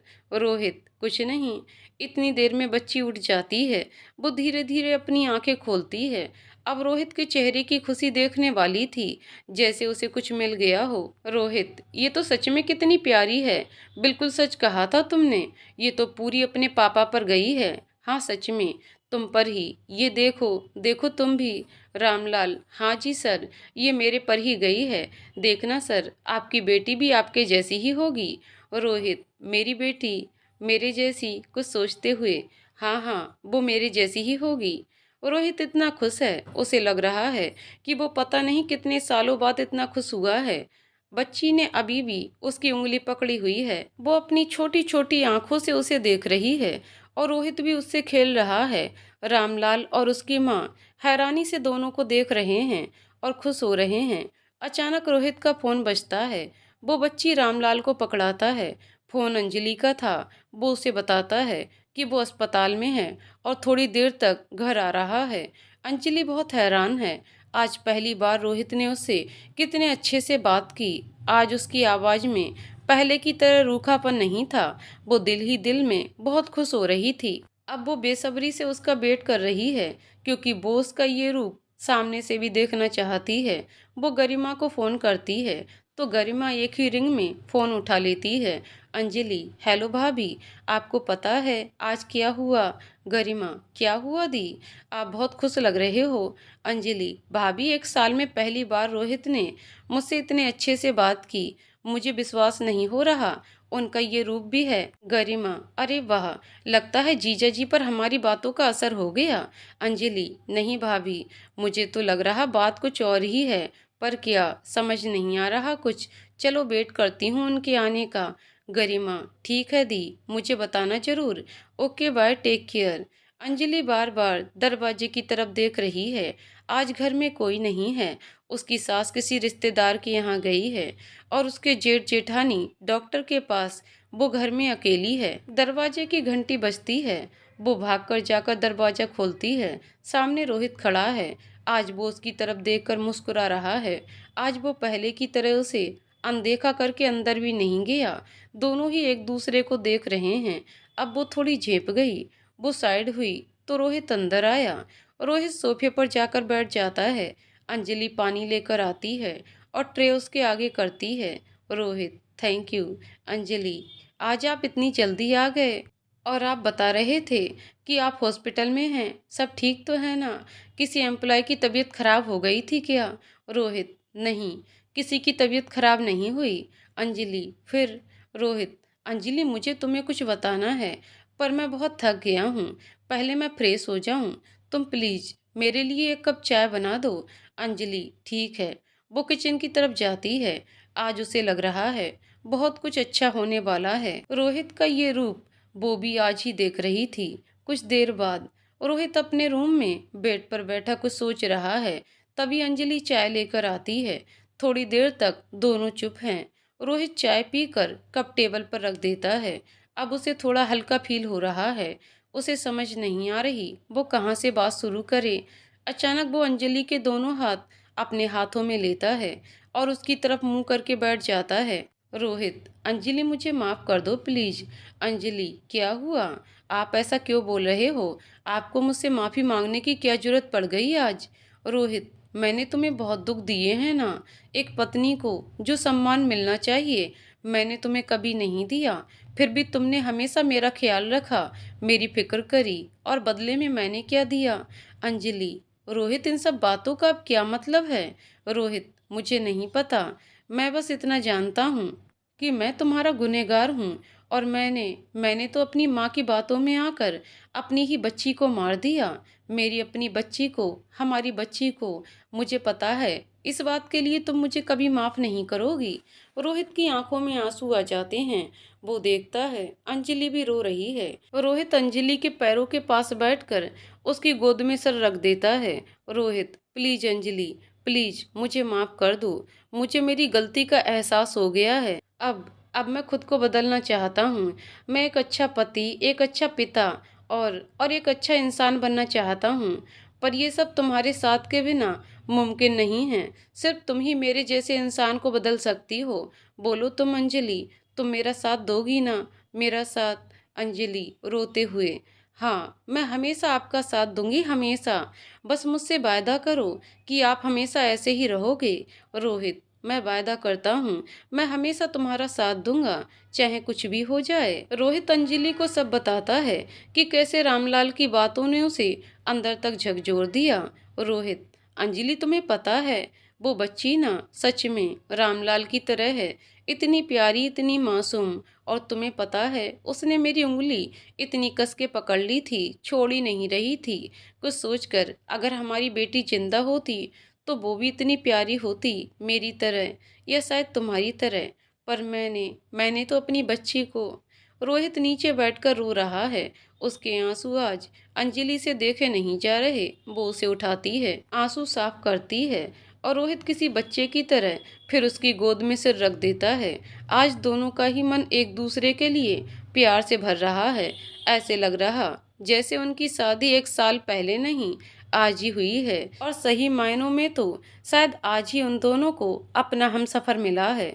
रोहित उठता है और जोर से अंजलि को गले लगा लेता है। रोहित, अंजलि, मैंने अपनी बेटी को तो दुनिया में आने नहीं दिया, पर मैं पश्चाताप करना चाहता हूँ। मैंने सोचा है कि अंजलि, क्या सोचा है आपने? रोहित, अंजलि, मैं रामलाल की बेटी को गोद लूंगा। अंजलि, क्या? पर उसके मम्मी पापा। रोहित, अंजलि, तुम समझी नहीं। गोद लेने से मेरा मतलब बच्ची को अपने माँ बाप से अलग करना नहीं है। मैं उसके पालन पोषण की सारी जिम्मेदारी लूंगा। उसकी पढ़ाई से लेकर उसके कपड़े, उसकी छोटी बड़ी सारी ज़रूरतों का खर्चा उठाऊंगा। रामलाल बोल रहा था वो अपनी बेटी को बहुत पढ़ाएगा। अब उसके इस सपने को पूरा करने में मैं पूरा साथ दूंगा। पर अंजलि, अंजलि, पर क्या? रोहित, ये सब मैं अकेले नहीं कर सकता। तुम्हें मेरा साथ देना होगा। हम उसे बिल्कुल अपनी बच्ची की तरह प्यार करेंगे। उसे दुनिया की सारी खुशियां देंगे। उस बच्ची को गोद में लेकर पहली बार मुझे एहसास हुआ कि लोग क्यों बोलते हैं कि बच्चे भगवान का रूप होते हैं। उस नन्ही सी जान ने मुझे जीने की राह दिखा दी। बोलो, तुम दोगी ना मेरा साथ? अंजलि, ये भी कोई पूछने वाली बात है? जब आपने उसे अपनी बेटी मान लिया है तो इस हिसाब से मैं भी उसकी माँ हुई। मुझे भी वो इतनी ही प्यारी है जितनी आपको। अब तो मेरा दिल कर रहा भाग कर जाऊं और उसे सीने से लगा लूं। रोहित, हाँ अंजलि, हम आज ही रामलाल के घर जाएंगे। मैंने तो उसका नाम भी सोच लिया। अंजलि, अच्छा जी, क्या नाम सोचा? रोहित, रोशनी। मेरे लिए रोशनी ही है जिसने मुझे अंधेरे से निकाला। अच्छा है ना नाम? अंजलि, हाँ जी, बहुत अच्छा जी। आज अंजलि इतनी ज़्यादा खुश है कि उसके पाँव जमीन पर नहीं लग रहे। शादी के बाद पहली बार रोहित ने उसे इतनी बातें की हैं। रोहित उसे बोलता है कि वो शाम को रामलाल के घर जाएंगे इस बारे में उससे बात करने। उधर गरिमा कब से अंजलि के फ़ोन का वेट कर रही है। तभी प्रेम आता है जो आज काफ़ी गुस्से में लग रहा है। गरिमा उसके मूड को देख लेती है पर अभी चुप ही रहना बेहतर समझती है। प्रेम को खाना खिलाकर वो पूछने की कोशिश करती है, गरिमा, क्या बात है प्रेम, आज कुछ हुआ है क्या ऑफिस में? प्रेम, नहीं, ऐसे ही कुछ लोग इतने घटिया होते हैं ना, और अपनी घटिया हरकतें कभी नहीं छोड़ते। गरिमा, अरे पर बात क्या है, आप ऐसे क्यों बोल रहे हो? प्रेम, आपको याद है हमारे ऑफिस पर एक लड़की काम करती है, सायना। मैंने आपको कई बार बताया उसके बारे में और आप शायद मिली भी हो उससे एक बार। गरिमा, सायना, हाँ, आपके बर्थडे पार्टी में भी तो आई थी वो, वही ना जो काफी बोल्ड है और ब्यूटीफुल भी। प्रेम, सट अप यार, आप तो ऐसे बोल रही हो जैसे बहुत कुछ जानती हो उसके बारे में आप। गरिमा, अरे मजाक कर रही हूँ मैं क्यों जानूंगी उसके बारे में, पर बात तो बताइए हुआ क्या? प्रेम, उसने आज मुझे प्रपोज किया शादी के लिए। Can you believe? ऐसा कैसे बोल सकती है वो? गरिमा, हाँ हाँ हाँ, सच में मुझे तो पता ही नहीं था। मेरे पतिदेव इतने हैंडसम हैं कि लड़कियां मरती हैं उन पर। प्रेम, यार बस करो आप प्लीज, मेरा दिमाग वैसे ही खराब हुआ पड़ा है आज। गरिमा, अरे आप हाई पर क्यों हो रहे हो? बेचारी को नहीं पता होगा कि आप मैरिड हो, कुछ सोचते हुए। अरे पर उसको तो पता है, आपने मिलवाया भी था उसे मुझसे, फिर भी प्रपोज, कमाल है। प्रेम, हाँ, आपको नहीं पता, वो लड़की सही नहीं है। वो जहाँ पहले जॉब करती थी ना, वहाँ के मैनेजर के साथ भी उसका अफेयर था, और वो मेरे नहीं, मेरे पोस्ट के पीछे पड़ी है ताकि अपनी सिफारिशों से गलत लोगों के गलत कामों के लोन्स भी मुझसे अप्रूव करवा सके। गरिमा, ओ तो ये बात है। प्रेम, हम ऐसा जवाब दिया है ना उसे, दूसरी बार हिम्मत नहीं करेगी मुझसे बात करने की भी। गरिमा, प्रेम को हक करते हुए, बस फिर अब क्यों उसके बारे में सोचकर अपना मूड खराब कर रहे हो जी? इधर तनिक हमारी तरफ भी तो देखिए। प्रेम, अच्छा जी, देखूं आपकी तरफ? इधर करना जरा फेस अपना। अपने दोनों हाथों से गरिमा का चेहरा पकड़ के, मुझे तो कुछ खास नहीं लग रहा, वही है जो मैं पिछले 10 सालों से देख रहा हूँ। फर्क बस इतना है, पहले गर्लफ्रेंड लगते थे और अभी भी आपकी प्रमोशन हुई है, आपके चेहरे की नहीं। हा हा हा। गरिमा, अच्छा ये बात है, तो छोड़ो मुझे, जाओ जाकर उस सयाना का ही चेहरा देखो फिर। मुझे देख देख कर बोर हो गए होगे आप। प्रेम, क्यों मूड की बैंड बजाने पर लगे हो? उसका नाम लेकर गरिमा उठने की कोशिश करती है तो प्रेम उसे पीछे से हक कर लेता है। तभी फोन की घंटी बजती है। गरिमा भागकर फोन उठाती है क्योंकि उसे पता था कि फोन अंजलि का ही होगा। गरिमा फोन उठाती है तो अंजलि उसे सारी बातें बताती है, जो जो भी आज हुआ। गरिमा ये सब सुनकर बहुत खुश होती है। उसकी ये खुशी उसके चेहरे से दिखाई दे रही है। प्रेम, क्या बात है जी, किसका फोन था जो बात करके इतने खुश हो रहे हो? हमें भी बताओ, हम भी खुश हो जाएं। गरिमा, मेरी फ्रेंड का था जी, बड़े दिन बाद बात हुई ना, इसलिए इतनी खुश हो रही हूँ। प्रेम, अच्छा अच्छा। गरिमा का दिल तो कर रहा है कि वो प्रेम को सब बता दे, पर अंजलि की दी कसम की वजह से वो चुप है। इधर अंजलि और रोहित रामलाल के घर जाते हैं। रामलाल की पत्नी घर आ चुकी है। अपने घर के दरवाजे पर अपने सर और उनकी वाइफ को देखकर रामलाल चौंक जाता है। रामलाल, सर आप यहाँ? रोहित, क्यों रामलाल, अंदर आने के लिए नहीं कहोगे क्या? रामलाल, सर आइए ना, मैम आइए ना आप भी। माँ माँ, कहाँ हो आप? सर आए हैं। रामलाल अपनी माँ को आवाज लगाता है। रामलाल की माँ उसकी आवाज सुनकर बाहर आ जाती है। वो भी दोनों को देखकर हैरान हो जाती है। रामलाल की माँ उनके लिए चाय बनाकर लाती है। रोहित और अंजलि एक दूसरे की तरफ देख रहे हैं कि कौन बात शुरू करे। रोहित, रामलाल, हमें आप सबसे एक बात करनी थी, इसलिए हम यहाँ आए हैं। रामलाल, जी सर बोलिए आप। रोहित, तुम्हारी पत्नी, हम आप सबसे बात करना चाहते हैं। तुम प्लीज हमें अपनी वाइफ के पास ले चलो, हम वहीं बैठकर बात करते हैं। रामलाल टेंशन में है। उसे कुछ समझ ही नहीं आ रही कि रोहित ऐसी क्या बात करना चाहता है। वो सभी उस रूम में जाते हैं जहां उसकी पत्नी और बेटी को रखा हुआ है। रामलाल अपनी पत्नी से उनका परिचय करवाता है। अंजलि उसकी पत्नी को पूछती है कि क्या वो बच्ची को उठा सकती है। उसकी स्वीकृति मिलने पर वो बच्ची को गोद में लेती है। अंजलि उसके साथ खेलने में इतनी व्यस्त हो गई है कि उसे ध्यान ही नहीं रहा वो क्यों आए हैं। जब रोहित देखता है कि अंजलि सबसे बेखबर बच्ची के साथ खेलने में बिजी है, तो वो खुद ही बात आगे बढ़ाता है। रोहित, एक्चुअली बात यह है कि हम आपकी बच्ची को गोद लेना चाहते हैं। रामलाल, गोद? मानो उसे करंट लग गया हो। रामलाल की पत्नी, नहीं नहीं साहब, आप इतने बड़े लोग हैं, आप क्यों हमारी बच्ची हमसे छीनना चाहते हो? मैं अपनी बच्ची किसी भी कीमत पर किसी को नहीं दूंगी। वो अंजलि की गोद से बच्ची ले लेती है। रामलाल हाथ जोड़कर खड़ा है। रामलाल, नहीं सर, हमें माफ कर दो, पर हम अपनी बच्ची नहीं देंगे। रोहित, नहीं नहीं, आप सब हमें गलत समझ रहे हो। हम आपकी बच्ची को आपसे लेने नहीं आए। हम इस नन्ही सी जान को अपने माता पिता से कैसे अलग कर सकते हैं? रामलाल हैरान होते हुए, फिर रोहित, गोद लेने से मेरा मतलब कि हम उसके पालन पोषण की, पढ़ाई लिखाई, शादी की सारी जिम्मेदारी लेंगे, पर वो रहेगी आपके साथ ही। हम एक बच्ची को उसके माँ बाप से अलग कभी नहीं कर सकते।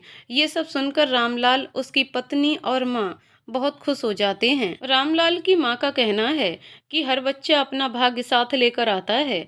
ये बच्ची भी अपनी किस्मत लिखवा कर आई है, तभी तो गरीब घर में जन्म लेने के बाद भी उसकी जिम्मेदारी इतने अच्छे लोग ले रहे हैं। अब सब बहुत खुश हैं। रोहित और अंजलि वापस जाने लगते हैं। तभी दरवाजे तक पहुंचकर अंजलि वापस आती है। अंजलि, रामलाल की पत्नी से, अगर आपको ऐतराज ना हो तो हम कभी कभी इस गुड़िया से मिलने आ सकते हैं ना? उसकी पत्नी के बोलने से पहले ही रामलाल जवाब दे देता है। रामलाल, मैडम कैसी बात कर रही हैं आप? आप हमारी बच्ची के लिए इतना कुछ कर रही हैं। आप जब मर्जी आकर मिलें, हमें कोई ऐतराज नहीं है। अंजलि मुस्कुराकर बच्ची को गोद में लेकर उसके माथे पर किस करती है, फिर उसे रामलाल की पत्नी को पकड़ा देती है और दोनों घर आ जाते हैं। दोनों घर पहुंचते हैं तो अंजलि के जेठ जेठानी भी आ गए होते हैं। अंजलि का जेठ एक झगड़ालू किस्म का आदमी है।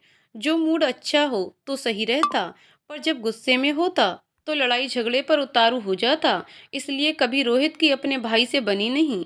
रोहित अपने रूम में चला जाता है। अंजलि अपनी जेठानी के पास जाती है ये पूछने कि डॉक्टर ने क्या बोला। उसकी जेठानी का 7वां महीना है। डॉक्टर ने उसे अब बेड रेस्ट का बोला हुआ, क्योंकि वो बहुत कमजोर है। नेहा, अंजलि की जेठानी। अंजलि, जैसे जैसे मेरी डिलीवरी का टाइम पास आ रहा है, मुझे बहुत डर लगता है, कहीं माँ जी कुछ। अंजलि, डोंट वरी दी, बहुत लेट हो चुका अब, माँ जी कुछ नहीं कर सकते। नेहा, पर अंजलि, अगर तो लड़का हो गया फिर तो माँ जी खुश हो जाएंगे, पर अगर लड़की होगी तो कहीं वो मुझे घर से ना निकाल दें। अंजलि, क्यों क्यों निकाल देंगे? मुझे बस इतनी बात का जवाब दो, लड़का या लड़की पैदा करना आपके हाथ में है क्या? अगर है तो कर दो, फिर उनको लड़का ही पैदा। नेहा, पर अंजलि। अंजलि, नेहा का हाथ पकड़कर, परवर छोड़ो दीदी, आप बस अपना ध्यान रखो, मैं हूं ना इधर, भरोसा रखो मुझ पर। नेहा, एक तुम ही तो हो इस घर में जिस पर मैं आंख बंद करके भी भरोसा करती हूँ, वरना भरोसा तो मुझे अपने पति पर भी नहीं है। कब अपनी माँ की बातों में आकर वो क्या कर बैठे कोई पता नहीं। अंजलि, बस चुप, एकदम चुप। अब चलो आप आराम करो, तब तक मैं डिनर की तैयारी करती हूँ। नेहा से बात करके वो किचन में आकर खाना बनाती है। आज का दिन उसकी जिंदगी का सबसे सुंदर दिन था। उसने कभी सोचा भी नहीं था कि उसकी बेरंग जिंदगी में भी रंग आएंगे कभी। रात के खाने के बाद वो रूम में जाती है। आज उसे सब नया नया लग रहा है, जैसे आज ही उसकी शादी हुई हो। वो देखती है कि रोहित लैपटॉप पर कुछ काम कर रहा है। कपड़े चेंज करके वो भी उसके पास जाकर बैठ जाती है। उसे देखकर रोहित लैपटॉप साइड कर देता है। आज पहली बार रोहित को इतनी अजीब फीलिंग आ रही है, जो आज तक कभी फील नहीं हुआ। वो सब वो आज अंजलि के लिए फील कर रहा था। वो अंजलि के दोनों हाथ अपने हाथ में लेता है। रोहित, अंजलि प्लीज मुझे माफ कर दो। अंजलि, रोहित आप अभी तक वही सब सोच रहे हैं, बस करो अब, आप बदल गए हो, मेरे लिए यही बहुत बड़ी बात है। रोहित, अंजलि एक बात बोलूं? अंजलि, हम बोलिए। रोहित, एक्चुअली ना यार मैं। अंजलि, मैं क्या? रोहित, मैं वो मतलब, मैं ना, वो मुझे कल जल्दी ऑफिस जाना है, तुम प्लीज जल्दी उठा देना। अंजलि, इतनी सी बात बोलने के लिए आप इतना क्या सोच रहे थे? पहले भी तो जल्दी जाते थे आप। रोहित, पर पहले की बात अलग थी, अब तो। अंजलि, अब तो क्या? आप भी ना आधी अधूरी बात करते हो, चलो सो जाओ, फिर मुझे भी नींद आ रही। रोहित, हम। रोहित अंजलि को कहना तो बहुत कुछ चाहता था, पर पुरानी बातें अब भी उसे बार बार उसकी गलती का एहसास करवा रही हैं। वो चाह कर भी कुछ भूल नहीं पा रहा कि कैसे वो अंजलि से इतना बुरा बर्ताव करता था, अजनबियों की तरह व्यवहार करता था। कितना दुखी किया है उसने अंजलि को। ये सब सोचते सोचते कब उसे नींद आ गई उसे पता ही नहीं चला। अगली सुबह प्रेम के माँ और पापा कुछ दिनों के लिए अपने गांव रामपुर जा रहे हैं, क्योंकि वहां प्रेम के बड़े पापा और बड़ी माँ अपने बच्चों के साथ रहते हैं। बड़े पापा की तबीयत खराब होने के कारण उसके माँ पापा उन्हें मिलने जा रहे हैं, पर बैंक में जरूरी काम होने के कारण अभी प्रेम का जाना पॉसिबल नहीं था, इसलिए वो और गरिमा बाद में जाएंगे। उनके जाने के बाद प्रेम भी ऑफिस चला गया। आज गरिमा का अकेले घर में दिल भी नहीं लग रहा, क्योंकि उसे आदत है हमेशा अपनी सास के साथ बातें करते रहने की, और विद्या भी गरिमा के बिना अब कहीं नहीं जाती, किसी रिश्तेदार के घर भी नहीं, पर आज उसे जाना पड़ा। खैर, उसने प्रेम के आने तक आज टीवी देखकर गुजारा करने का ही सोचा। तभी उसके फोन की घंटी बजी। देखा तो कोई अननोन नंबर था। जब तक वो फोन उठाती, फोन बंद हो चुका था। थोड़ी देर बाद फिर फोन बजा। हेलो, कौन? आपकी शुभचिंतक। ओह, बात यह है कि मेरे बहुत से शुभचिंतक हैं, तो मैंने आपको पहचाना नहीं, जरा अपना नाम बताने का कष्ट करेंगे? गरिमा ने थोड़ी तेज आवाज में बोला। बहुत तेज हो तुम, इतनी ही तेज बनती हो तो अपने पति को संभाल कर रखो, जिसका बाहर अफेयर चल रहा। उधर से किसी लड़की की आवाज थी। हा हा हा, वेरी फनी, रॉन्ग नंबर। गरिमा ने फोन काट दिया। उसे हंसी भी बहुत आ रही थी और गुस्सा भी। ऐसा भद्दा मजाक किसने किया? पक्का प्रेम की कोई फ्रेंड होगी, गरिमा ने सोचा, और फिर टीवी देखने लगी। आज पूरा दिन गरिमा का किसी काम में मन नहीं लगा। उसे बार बार वही फोन वाली लड़की की बातें याद आ रही। भला ऐसा मजाक करता है कोई किसी के साथ? अब वो बस प्रेम का वेट कर रही है, ताकि उसके आने पर उसे सारी बात बता सके। वो प्रेम को फोन करती है। गरिमा, हेलो प्रेम, आप कब आओगे घर? प्रेम, क्या बात है बेबी? लगता है बहुत मिस कर रहे हो मुझे आज। गरिमा, मिस तो कर रही हूँ। बताइए ना, कब तक आओगे आप? प्रेम, बस 1 घंटे तक पहुँच जाऊँगा। गरिमा, हम ठीक है, बाय। उधर आज अंजलि की सास वापस आ रही थी। 2 दिन तो उसने बहुत खुशी से निकाले थे, पर आज वो बहुत डर रही थी। रोहित ऑफिस चला गया था। अंजलि अपने काम में लगी थी। तभी दरवाजे की घंटी बजी। उसने दरवाजा खोला तो सामने उसकी सास थी, प्रीता, अंजलि की सास। क्या बात है महारानी, इतना टाइम लगा दरवाजा खोलने में? अंजलि, सॉरी माँ जी, वो मैं किचन में थी। वो अंदर आकर सोफे पर बैठ जाती है। अंजलि उनके लिए पानी लेकर आती है। अंजलि, कैसे हो माँ जी आप? और वहाँ सब कैसे हैं? प्रीता, ठीक है सब। मुझे बहुत भूख लगी है, पहले खाना लगा, तब तक मैं हाथ मुंह धोकर आई। अंजलि खाना लगाने लगती है तो अंजलि की जेठानी नेहा भी बाहर आ जाती है।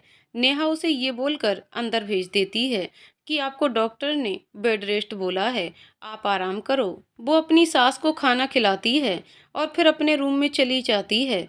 तभी उसे रोहित का फ़ोन आता है और वो उसे ऑफिस के बाहर आने के लिए बोलता है। पूछने पर वो कुछ बताता नहीं है, बस जल्दी आने के लिए बोलता है। अंजलि तैयार होकर बाहर आती है तो प्रीता सोफे पर ही हॉल में बैठी होती है। वो अंजलि को तैयार हुआ देखती है तो पूछती है, प्रीता, कहाँ जा रही हो इतना तैयार होकर? अंजलि, माँ जी, रोहित का फ़ोन आया था, उन्होंने बुलाया है। प्रीता हैरानी से, रोहित ने? क्यों? अंजलि, पता नहीं, शायद कहीं जाना होगा, उन्होंने कुछ बताया नहीं। प्रीता, ओहो, तो मेरा बेटा महारानी को घुमाने ले जा रहा आज? सूरज किस दिशा से निकला है आज? अंजलि, अब ये तो आप अपने बेटे से ही पूछना, मैं चलती हूँ। माँ जी, रोहित मेरा वेट कर रहे होंगे, बाय। अंजलि चली जाती है और प्रीता हैरान परेशान ये सोच रही होती है, आज से पहले तो कभी रोहित उसे ऐसे कहीं बाहर लेकर नहीं गया, तो ये 2 दिन में ऐसा क्या हो गया जो अंजलि के तेवर बदल गए? अंजलि के ऑफिस पहुंचने से पहले ही रोहित नीचे खड़ा उसका वेट कर रहा होता है। अंजलि के आते ही वो दोनों कार में बैठते हैं और निकल पड़ते हैं। थोड़ी देर बाद कार एक मॉल के बाहर रुकती है। अंजलि देखकर हैरान हो जाती है। अंजलि, रोहित, हम यहाँ मॉल में क्यों आए हैं? रोहित, मूवी देखने और शॉपिंग करने, और क्यों? अंजलि हैरान होते हुए, सीरियसली रोहित, हम मूवी देखने? Are you sure? यहाँ तक मुझे याद है, लास्ट टाइम मूवी देखने में 1 साल पहले अपने दोस्तों के साथ ही आई थी, और आज पहली बार आपके साथ। ओह गॉड, मैं सपना तो नहीं देख रही? रोहित, बस अंजलि, और कितनी बेइज्जती करोगी मेरी? नो, हम पहली बार आए हैं। वैसे भी सब कुछ कभी ना कभी पहली बार ही होता है। अंजलि, जी जनाब, वो तो है, पर आपको पता है माँ जी घर आ गए हैं। अगर हम लेट पहुँचे, आपका तो कुछ नहीं जाना, पर मेरा कुछ नहीं रहना। मतलब माँ जी। रोहित, मैं हूँ ना, अब पहले वाली बात नहीं रही, अब तो तुम सच में मेरी वाइफ हो। मैं जहाँ मर्जी लेकर जाऊँ, कोई क्यों कुछ बोलेगा, और मम्मी को मैं संभाल लूँगा। अंजलि, सच में? वाइफ का क्या मतलब? तो पहले क्या थी? आप आज ऐसे बातें कर रहे हो जैसे कल ही हमारी शादी हुई हो। रोहित, तो सही मायनों में तो कल ही हुई है यार। अब मैं तुम्हारे सारे शौक पूरे करना चाहता हूँ और तुम्हें सारी खुशियाँ देना चाहता हूँ, और मुझे पता है तुम्हें मूवी देखने जाना कितना पसंद था। अंजलि, अरे आपको कैसे पता चला? मैंने तो कभी बताया नहीं आपको कुछ भी अपने बारे में मायूस होते हुए, और ना ही आपने कभी पूछा। रोहित, बस लग गया जी पता हमें। तुम ये बताओ, तुम्हारा मॉल के अंदर जाने का इरादा है या यहीं कार में बैठकर बातें करनी है? अंजलि एकदम से, नहीं नहीं, मैंने तो मूवी देखनी है। वो दोनों हंसते हुए मॉल के अंदर चले जाते हैं। शाम के 6 बज रहे हैं और उधर प्रेम अभी अभी ऑफिस से आया है। फ्रेश होने के बाद गरिमा चाय बनाती है और वो चाय लेकर बालकनी में चला जाता है। गरिमा भी उसके पीछे पीछे आ जाती है। हमेशा बोलते रहने वाली गरिमा आज चुप थी। प्रेम को लग रहा था कि कोई बात तो जरूर है। प्रेम, क्या बात है मेरी जान, और इतनी शान, कुछ हजम नहीं हो रही बात? गरिमा, क्यों, मैं आपको चुपचाप अच्छी नहीं लगती क्या, या फिर आदत पड़ गई है मेरी बकबक सुनने की जी? प्रेम हंसते हुए, बेबी, हमें तो आपकी बातें सुनने की आदत सी हो गई है। जब तक चपड़ चपड़ सुन ना लूं, मुझे खाना हजम नहीं होता। गरिमा आंखें दिखाते हुए, पता है मुझे, आप मेरा मजाक उड़ा रहे हो ना। प्रेम चाय का प्याला साइड रखता है और गरिमा को अपनी तरफ खींच लेता है। गरिमा छुड़ाने की कोशिश करती है पर उसकी पकड़ बहुत मजबूत है। गरिमा, छोड़िए मुझे, ये हमारा बेडरूम नहीं है, बालकनी है। प्रेम, तो गरिमा, क्या तो? अरे कोई देख लेगा यार, क्या सोचेगा? प्रेम, हद है। तो अब मैं अपनी बीबी को प्यार भी नहीं कर सकता क्या? आपको पता है आप कितनी सुंदर हो, कितनी मासूम, दिल करता है देखता रहूं। गरिमा, पक्का ना? प्रेम, क्या पक्का? गरिमा, मतलब पक्का आपका दिल करता है कि मुझे देखते रहो? अगर ऐसी बात है तो कल से मैं भी आपके साथ चलूंगी ऑफिस। अपने सामने वाली कुर्सी पर बैठा लेना और देखते रहना। प्रेम, हा हा हा, वाह क्या आइडिया है। तो आप ये चाहते हो कि मैं काम ना करूं जान? गरिमा उदास होते हुए, नहीं प्रेम, वो।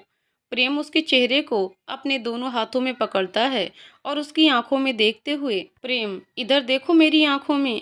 गरिमा नजरें ऊपर करती है। अब बताओ सच सच बात क्या है? कोई तो बात है जो आपको परेशान कर रही? गरिमा, अरे बाबा कोई बात नहीं है, love you so much. Prem, love तो बहुत है, पर आप बात बताओ क्या हुआ है आपको? मेरी कसम। अब तो गरिमा को ना चाहते हुए भी सब बताना पड़ा, जो भी उस लड़की ने फोन करके कहा था। प्रेम, अच्छा तो ये बात है। प्रेम, बेबी आपसे ना किसी ने मजाक किया है पक्का, आपकी किसी फ्रेंड ने किया होगा।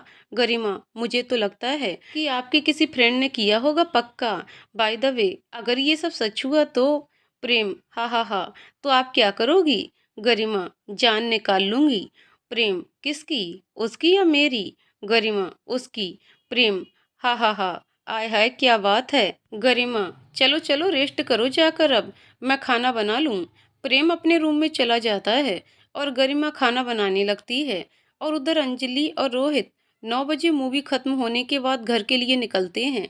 अंजलि बहुत डर रही है क्योंकि वो अपनी सास को जानती है कि वो उसे कितनी बातें सुनाएगी और रोहित का ऐसा रूप देखकर वो और हैरान होगी। फाइनली दोनों घर पहुंचते हैं। एक बार बेल बजाने पर ही दरवाजा खुल जाता है। प्रीता, आ गए तुम लोग, आइए आइए, बहुत बहुत स्वागत है। रोहित, माँ कैसे हो आप, और आपका सफर कैसा रहा?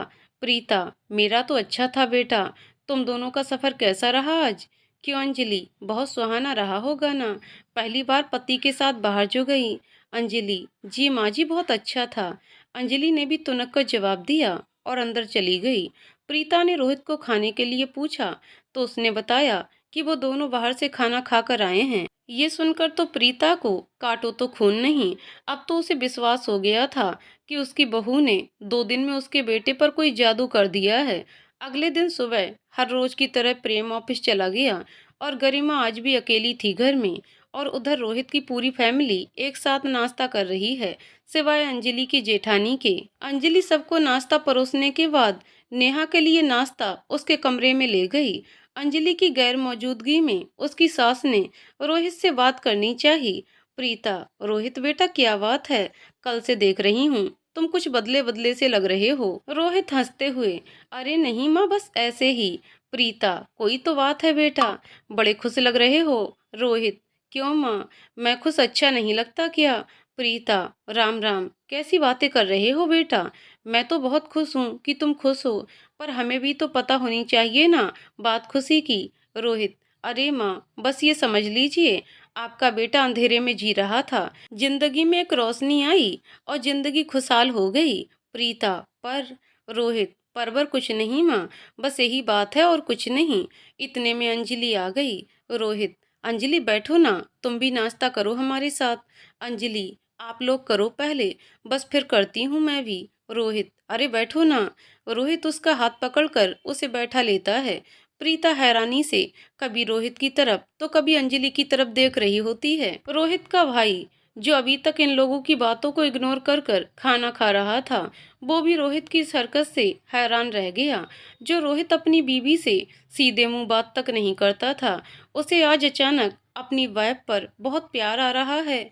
ऐसे ही दिन निकलने लगे। रोहित का प्यार अंजलि के लिए बढ़ता ही जा रहा था।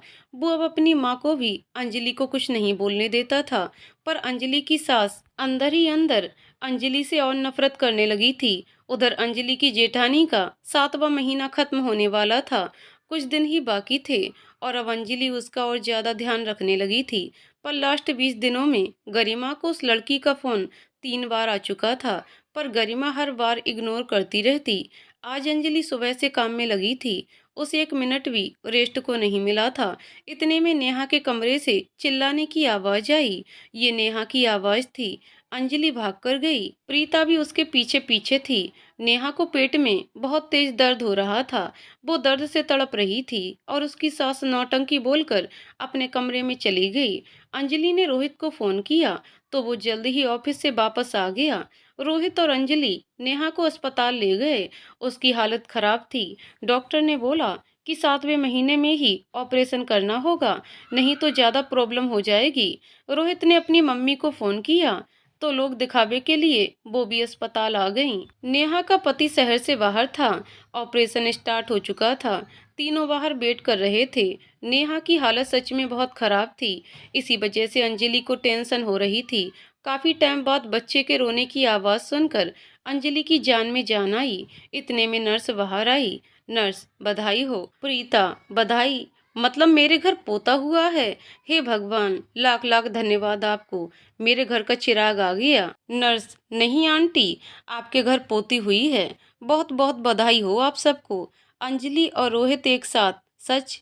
प्रीता, पोती? रोहित, बेबी ठीक तो है ना? और भाभी, वो ठीक हैं? नर्स, हाँ जी, वैसे तो माँ और बच्ची दोनों ठीक हैं, पर बच्ची बहुत कमजोर है। उसे कुछ दिन अंडर ऑब्जर्वेशन में रखना पड़ेगा। अंजलि, हम दीदी से मिल सकते हैं? बच्ची को देख सकते हैं? नर्स, बच्ची को तो नहीं, क्योंकि वो बहुत कमजोर है, उसे इन्फेक्शन का खतरा हो सकता है। पर आप नेहा जी से थोड़ी देर तक मिल सकते हैं। अब तक प्रीता चुपचाप बैठ गई थी और बच्ची को कोस रही थी मन ही मन में। हे भगवान, फिर से लड़की हो गई। ये दोनों बहुएं नहीं, मनहूस हैं। अपने साथ साथ मनहूसियत भी ले आई हैं। जब मैंने अपनी बच्ची को जन्म नहीं लेने दिया था तो रहने तो इसको भी नहीं दूंगी। अंजलि जानती थी कि प्रीता के मन में क्या चल रहा है। खैर, प्रीता तो घर चली गई, पर जितने दिन नेहा अस्पताल रही अंजलि ने उसकी बहुत सेवा की। दिन रात उसका ध्यान रखा। नेहा को तो अस्पताल से छुट्टी मिल गई, पर बच्ची अभी भी अस्पताल में थी। डॉक्टर ने बच्ची को हाथ भी नहीं लगाने दिया था। अंजलि और रोहित बच्ची को घर लाने के लिए बेताब थे, पर नेहा के मन में अभी भी एक अनजाना सा डर था, जबकि उसे अंजलि पर बहुत विश्वास था और ये भी पता था कि अंजलि उसे और उसकी बच्ची को अच्छे से संभाल लेगी। अंजलि हर रोज अस्पताल जाती, नेहा का भी ध्यान रखती और बच्ची के पास ही रहती। 15 दिन बाद फाइनली बच्ची को भी अस्पताल से छुट्टी मिल गई। रोहित और अंजलि ने धूमधाम से बच्ची के घर आने की तैयारी की। सब खुश थे सिवाय प्रीता के। अंजलि और रोहित बच्ची को लेकर घर आ गए। अब तक नेहा के पति भी आ चुके थे। वो भी खुश थे, चाहे उसका स्वभाव जैसा भी था, पर बच्ची को हाथ में लेकर उसके अंदर का पिता भी जाग गया था। कुल मिलाकर सब खुश थे, पर उनकी खुशी प्रीता से देखी नहीं जा रही थी। वो कभी बच्ची को उठाती भी नहीं थी। ये बात अंजलि को आज तक समझ ही नहीं आई थी कि उसकी सास लड़कियों से इतनी नफरत क्यों करती हैं। पर शायद अब ये राज खुलने वाला था। गरिमा काम में बिजी थी, तभी दरवाजे की घंटी बजी। गरिमा ने दरवाजा खोला तो सामने पुलिस थी। वो देखकर चौंक गई। पुलिस? जी, ये मिस्टर प्रेम का घर है। जी, पर बात क्या है? कहाँ हैं वो? बुलाइए उन्हें। वो तो घर पर नहीं हैं। पर सर, बात क्या है? क्या किया है उन्होंने? आप? मैं उनकी पत्नी गरिमा। देखिए गरिमा जी, आपके पति के खिलाफ एफआईआर करवाई गई है। उन पर रेप का आरोप है। उन्होंने एक लड़की का रेप किया है। सर, आपको कोई गलतफहमी हुई है शायद। आप गलत एड्रेस पर आ गए हैं। जी नहीं, हमें कोई गलतफहमी नहीं हुई है। हम बिल्कुल सही पते पर आए हैं। आप फ़ोन कीजिए, बुलाइए उनको, नहीं तो हमें बता दीजिए कहाँ हैं वो, हम खुद ले आएंगे। गरिमा कांप जाती है। वो डरते डरते प्रेम को फ़ोन करती है और जल्दी घर आने के लिए बोलती है। गरिमा प्रेम को फ़ोन पर कुछ नहीं बताती, बस घर आने के लिए बोलती है। उसकी डरी हुई आवाज़ से प्रेम को आने वाले खतरे का आभास हो जाता है। इंस्पेक्टर 20 मिनट से हॉल में चक्कर काट रहा है कि अचानक प्रेम आ जाता है। पुलिस को देखकर एक पल के लिए वो भी घबरा जाता है। तो आप हैं मिस्टर प्रेम? इंस्पेक्टर ने थोड़ी तेज आवाज में बोला। जी, मैं ही हूँ प्रेम। पर बात क्या है सर? आप लोग मेरे घर पर? वो गरिमा की तरफ सवालिया नजरों से देखता है। वो रोते हुए उसके पास आ जाती है। गरिमा, प्रेम, वो ये इंस्पेक्टर बोल रहे हैं कि आप पर। उसकी आवाज़ काँप रही है। प्रेम, मुझ पर क्या? इंस्पेक्टर, धीरज रखिए मिस्टर प्रेम, हम बताते हैं। आपके खिलाफ एफआईआर हमारे पास। एक लड़की ने आप पर रेप का आरोप लगाया है। आपको हमारे साथ पुलिस स्टेशन चलना होगा। प्रेम, रेप का आरोप मुझ पर? ये क्या बोल रहे हो आप? ये सब झूठ है। गरिमा, ये सब झूठ है। मैंने कुछ नहीं किया। कोई मुझे फंसाने की कोशिश कर रहा है। इंस्पेक्टर, ये सब तो हम पता कर ही लेंगे। फिलहाल आप चलिए हमारे साथ। इंस्पेक्टर प्रेम को अपने साथ ले जाते हैं। गरिमा को कुछ समझ नहीं आ रहा वो क्या करे। वो घबराहट में अंजलि को फोन करती है और उसे सारी बात बताती है। अंजलि और रोहित फौरन वहां से प्रेम के घर के लिए निकलते हैं। जाने से पहले वो नेहा से अपना और बेबी का ख्याल रखने के लिए कहते हैं। अंजलि बेबी के दूध और बाकी सब का इंतजाम करके आई थी ताकि नेहा को परेशान ना होना पड़े। अंजलि और रोहित प्रेम के घर पहुंचते हैं तो अंजलि देखती है कि दरवाजा खुला है और सामने हॉल में बैठी गरिमा रो रही है। अंजलि को देखते ही वो भागकर उसके गले लग जाती है। अंजलि उसे संभालती है और उसे पूरी बात बताने के लिए कहती है। गरिमा उसे सब बता देती है। गरिमा, दीदी मुझे कुछ समझ नहीं आ रहा, ये सब क्या हो रहा? और फिर रोने लगती है। अंजलि उसे चुप करवाने की कोशिश कर रही है। रोहित, भाभी आप शांत हो जाइए और दिमाग से काम लीजिए। रोने धोने से कुछ नहीं होने वाला। सबसे पहले तो हमें ये पता करना होगा कि आखिर वो लड़की है कौन और उसने किसके कहने पर ये सब किया। अंजलि, हाँ भाभी, रोहित बिल्कुल सही कह रहे हैं। गरिमा, जीजू, पर उस लड़की का नाम तो इंस्पेक्टर ने बताया नहीं। हम अभी पुलिस स्टेशन चलते हैं। उस लड़की से मिलना होगा। वो जो भी है, मैं उससे मिलूंगी और अपने पति को बेगुनाह साबित करके रहूंगी। वो तीनों पुलिस स्टेशन जाने के लिए निकल जाते हैं। थोड़ी देर में तीनों पुलिस स्टेशन पहुंच जाते हैं। वो प्रेम से मिलने की इजाज़त मांगते हैं पर इंस्पेक्टर मना कर देता है। रोहित इंस्पेक्टर को उस लड़की के बारे में पूछता है जिसने प्रेम के खिलाफ केस फाइल किया है। वो जो बताता है उसे सुनकर गरिमा के होश उड़ जाते हैं। इंस्पेक्टर कुछ इस तरह बताता है, वो लड़की मिस्टर प्रेम के साथ ही काम करती है। उसके अनुसार प्रेम की हमेशा उस पर बुरी नज़र थी। वो अकेली रहती है। इस बात का फायदा उठाकर मिस्टर प्रेम कल रात उसके घर गए और उसके साथ जबरदस्ती की। गरिमा, सर आप ये क्या बोल रहे हैं? हमें कुछ समझ नहीं आ रहा। कल रात प्रेम मेरे पास थे, घर पर थे। इंस्पेक्टर, मैडम तो पता ही चल जाएगा कुछ ही देर में। गरिमा, क्या मैं उस लड़की का नाम जान सकती हूँ? इंस्पेक्टर, सायना, सायना अग्रवाल। गरिमा लगभग चिल्लाते हुए, क्या? सायना? ये सब सायना ने किया? इंस्पेक्टर, सायना ने नहीं, आपके पति ने। उस बेचारी ने तो उस पर हुए जुल्म के खिलाफ आवाज उठाई है। गरिमा, सर वो लड़की झूठ बोल रही है। उसने पहले भी कई बार प्रेम को परेशान किया था। उसने तो प्रेम को प्रपोज भी किया था, ये जानते हुए भी कि वो शादीशुदा हैं। इंस्पेक्टर, वाह क्या स्टोरी बनाकर सुनाई है आपके पति ने आपको। अब गरिमा को लग रहा था उसे खुद सायना के घर जाना ही पड़ेगा। अब पता नहीं कहाँ उसमें इतनी हिम्मत आ गई थी कि वो अपने पति को बचाने के लिए किसी भी हद तक जा सकती थी। अंजलि और रोहित ने उसके साथ जाने की पेशकश की पर उसने अकेले ही जाना ठीक समझा। सायना का पता उसे ऑफिस से ही मिल गया था। नेहा बाथरूम में है और उसकी बेटी झूले में आराम से सो रही है। प्रीता ने देखा बच्ची अकेली है। इससे ज्यादा अच्छा मौका उसे कब मिल सकता था जब वो इस बला को अपने और अपने परिवार के गले से निकाल दे। वो सब सावधानी से करना चाहती थी ताकि किसी को उस पर शक भी ना हो। उसने जैसे ही कमरे में पांव रखा, बच्ची ने जोर जोर से रोना शुरू कर दिया। हड़बड़ाहट में उसने बच्ची को गोद में उठा लिया।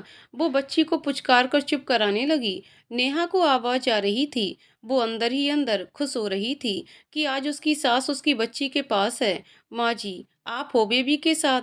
उसने अंदर से ही आवाज दी। हाँ वो मैं, ये रो रही थी तो आ गई। उसे और कुछ समझ नहीं आया वो क्या बोले। वो माँ जी, उसे भूख लगी है शायद। टेबल पर दूध की बोतल पड़ी है, आप दूध पिला दो उसे। मैं नहा कर आई थोड़ी देर में। हाँ ठीक है, पिला देती हूँ, उसने झुंझलाहट में उत्तर दिया। वो क्या करने आई थी और क्या कर रही थी? प्रीता ने टेबल से दूध की बोतल उठाई। बोतल थोड़ी गर्म थी। अचानक उसका दिमाग ठनका। वो बच्ची को झूले में छोड़कर किचन की तरफ भागी। तेज आंच पर दूध गर्म किया। जब दूध में उबाल आने लगा तो उसने दूध बोतल में डाला। दूध इतना गर्म था कि उससे बोतल भी पकड़ी नहीं जा रही थी। उसने अपनी साड़ी के पल्लू से बोतल पकड़ी और नेहा के रूम में पहुंच गई। बच्ची को गोद में उठाकर वो बेड पर बैठ गई। अब बच्ची चुप हो गई थी और अपनी दादी की तरफ देखकर मुस्कुरा रही थी, और उसकी दादी प्रीता एक व्यंग की हंसी हंस रही थी। बोतल बच्ची के होठों को लगाने ही वाली थी कि किसी ने उसका हाथ रोक लिया। प्रीता का रंग सफेद हो गया था। उसे लगा शायद नेहा है, पर गर्दन ऊंची करके देखा तो वो अंजलि थी। अंजलि ने बोतल पकड़ी तो उसका हाथ जलने लगा। बोतल नीचे गिर गई। माँ जी, उसने लगभग चिल्लाते हुए कहा, ये क्या करने जा रही थी आप? उसकी आवाज सुनकर रोहित भी आ गया और नेहा भी बाथरूम से बाहर आ गई। रोहित, क्या हुआ अंजलि? तुम ऐसे चिल्ला क्यों रही हो? अंजलि की आंखों से आंसू निकलना शुरू हो गए थे। नेहा कभी बेबी की तरफ तो कभी जमीन पर गिरी दूध की बोतल की तरफ देख रही थी। शायद उसे आभास हो गया था कि थोड़ी देर पहले यहाँ क्या हुआ था। अंजलि ने बेबी को गोद में उठा लिया। रोहित, अंजलि, कोई मुझे बताएगा कुछ? ये सब हो क्या रहा है और तुम रो क्यों रही हो? अंजलि, आप ये अपनी माँ से पूछिए। रोहित, माँ, क्या है ये सब, क्या हुआ? प्रीता चुपचाप खड़ी थी। उसके मुंह से जैसे एक शब्द भी नहीं निकल रहा था। उसको चुप देखकर अंजलि ने खुद ही सारी बात रोहित को बता दी। उसके पैरों तले से जमीन खिसक गई। रोहित, माँ अपने बेबी को मारने की कोशिश की, जान से मारने की? ये कैसे हो सकता है? वो पोती है, आपकी पोती, आपके ही खानदान का खून। आपके हाथ नहीं कांपे ऐसा करते हुए? एक बार भी ये ख्याल मन में लाते हुए आपकी रूह नहीं कांपी? आखिर क्यों माँ, क्यों? प्रीता, इसीलिए, इसीलिए क्योंकि ये पोती है, पोता नहीं। अब रोहित के पास बोलने के लिए कुछ नहीं था। वो रोते रोते जमीन पर गिर गया। उसे ऐसा लग रहा था जैसे वो कोई बोझ ढो रहा हो, और वो बोझ उसे किसी और ने नहीं बल्कि उसकी अपनी माँ ने दिया था। पर अंजलि का गुस्सा सातवें आसमान पर था। आज शायद वो बड़े छोटे का लिहाज भी भूल गई थी। उसने एक बार बच्ची को अपने सीने से लगाए डरी सहमी नेहा की तरफ देखा और दूसरी तरफ रोते हुए रोहित को। एक जोरदार थप्पड़ प्रीता देवी के मुंह पर बजा। ये थप्पड़ एक बहू का, उसकी सास को नहीं, बल्कि एक औरत का, दूसरी घटिया औरत की सोच को था, जो औरत होकर भी औरत जात के लिए ऐसी सोच रखती है। इस थप्पड़ की कल्पना तो प्रीता ने कभी सपने में भी नहीं की होगी। थप्पड़ की गूंज तो सबने सुनी, पर आवाज जब सिर्फ प्रीता को ही आ रही थी, वो भी जोर जोर से रोने लगी। ये रोना थप्पड़ की वजह से नहीं, उसके मन में छुपी उस गंदगी की वजह से था, जिससे शायद अब खुद भी वो निजात पाना चाहती थी।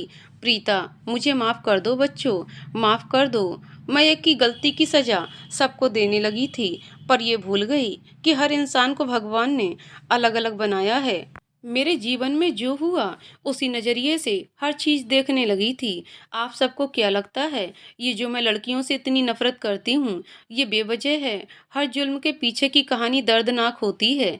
मेरी कहानी भी कुछ ऐसी ही है, जिसने मेरे दिल दिमाग को इस हद तक असर किया कि मेरे सोचने समझने की शक्ति ही खत्म कर दी। प्रीता ने बताना शुरू किया। मेरा जन्म एक बहुत ही साधारण परिवार में हुआ था, बहुत ही इज्जतदार और खानदानी परिवार। हमारे परिवार की गांव में बहुत इज्जत थी। गांव वालों ने पिताजी को गांव का सरपंच बना दिया। तब मेरी उम्र कोई 7 वर्ष होगी। मैं अपने माँ बाप की इकलौती संतान थी। मैं 10 साल की थी जब मेरी बहन का जन्म हुआ। गांव वाले, परिवार वाले अफसोस कर रहे थे कि बेटी हुई है, बंश चलाने वाला लड़का हो जाता तो ज्यादा अच्छा था। पर मेरे माँ बाप खुश थे, और मैं भी अपनी छोटी बहन को पाकर बहुत खुश थी। हमारे माँ बाप ने हमारा पालन पोषण बहुत लाड़ प्यार से किया। मैं चाहे 8वीं तक पढ़ी और 25 वर्ष की उम्र में मेरी शादी हो गई। तब मेरी बहन 15 साल की थी। शादी के 2 साल तक मेरी कोई औलाद नहीं हुई। अब धीरे धीरे लोगों ने बातें करनी शुरू कर दी, और एक दिन खबर आई कि मेरी 17 साल की बहन किसी दूसरी जाति के लड़के के साथ भाग गई। जब वो दोनों मिले तो गांव वालों ने दोनों को मार मार कर अधमरा कर दिया। वो दोनों तो किसी तरह से वहां से भागकर निकल गए, पर हमारे परिवार की इज्जत पर जो धब्बा लगा था वो अब कभी नहीं मिट सकता था। लोगों ने मेरे परिवार का जीना मुश्किल कर दिया था। इस बेइज्जती को मेरे माँ बाप ज्यादा दिन बर्दाश्त नहीं कर पाए, और दोनों ने ट्रेन से नीचे आकर अपनी जान दे दी। प्रीता के साथ साथ सभी की आंखें नम हो गई थीं। कमरे में बिल्कुल शांति थी। प्रीता के अलावा कोई भी एक शब्द भी नहीं बोल रहा था। उसने आगे बताना स्टार्ट किया। अपने माँ बाप की चिता के सामने बैठकर मैंने ये कसम खाई थी कि मैं ना तो अपनी कोख से किसी बेटी को जन्म दूंगी और ना ही अपने परिवार में किसी बेटी को जन्म लेने दूंगी। मेरी ये आग इस हद तक भड़क चुकी थी कि मैंने अपनी ही अजन्मी बच्ची को भी दुनिया में आने से पहले ही इस जहान से विदा कर दिया। अपनी बहन की गलती की सजा मैंने अपनी बेटी के साथ साथ अपनी पोतियों को भी दी। मुझे रूठता है, मेरे इस गुनाह की कोई माफ़ी नहीं हो सकती। मुझे तो शायद नरक में भी जगह ना मिले। प्रीता की आंखों से बह रहे आंसू उसके पश्चाताप की गवाही दे रहे थे। प्रीता के साथ साथ सबकी आंखों में आंसू थे। प्रीता ने उठकर बच्ची को छाती से लगा लिया और उसे बेतहासा चूमने लगी। गहरी नींद में सोई बच्ची अब उठ गई थी। वो भी मुस्कुराकर जैसे अपनी दादी के चेहरे को देख रही थी। प्रीता, भगवान के लिए आप सब मुझे माफ कर दो। मैं पश्चाताप करना चाहती हूँ। मैं अपनी पोती को जान से भी ज्यादा प्यार करूंगी। कहते हैं पश्चाताप इंसान के हर गुनाह को भुला देता है। अंजलि और रोहित ने भी अपनी माँ की मनोदशा को समझते हुए उन्हें माफ कर दिया और नेहा ने भी। आखिर आज एक इंसान की गलत सोच का अंत जो हुआ था, प्रीता को तो माफी मिल गई थी, पर एक और इंसान था जिसे माफी मांगनी थी और वो था रोहित। रोहित अंजलि से।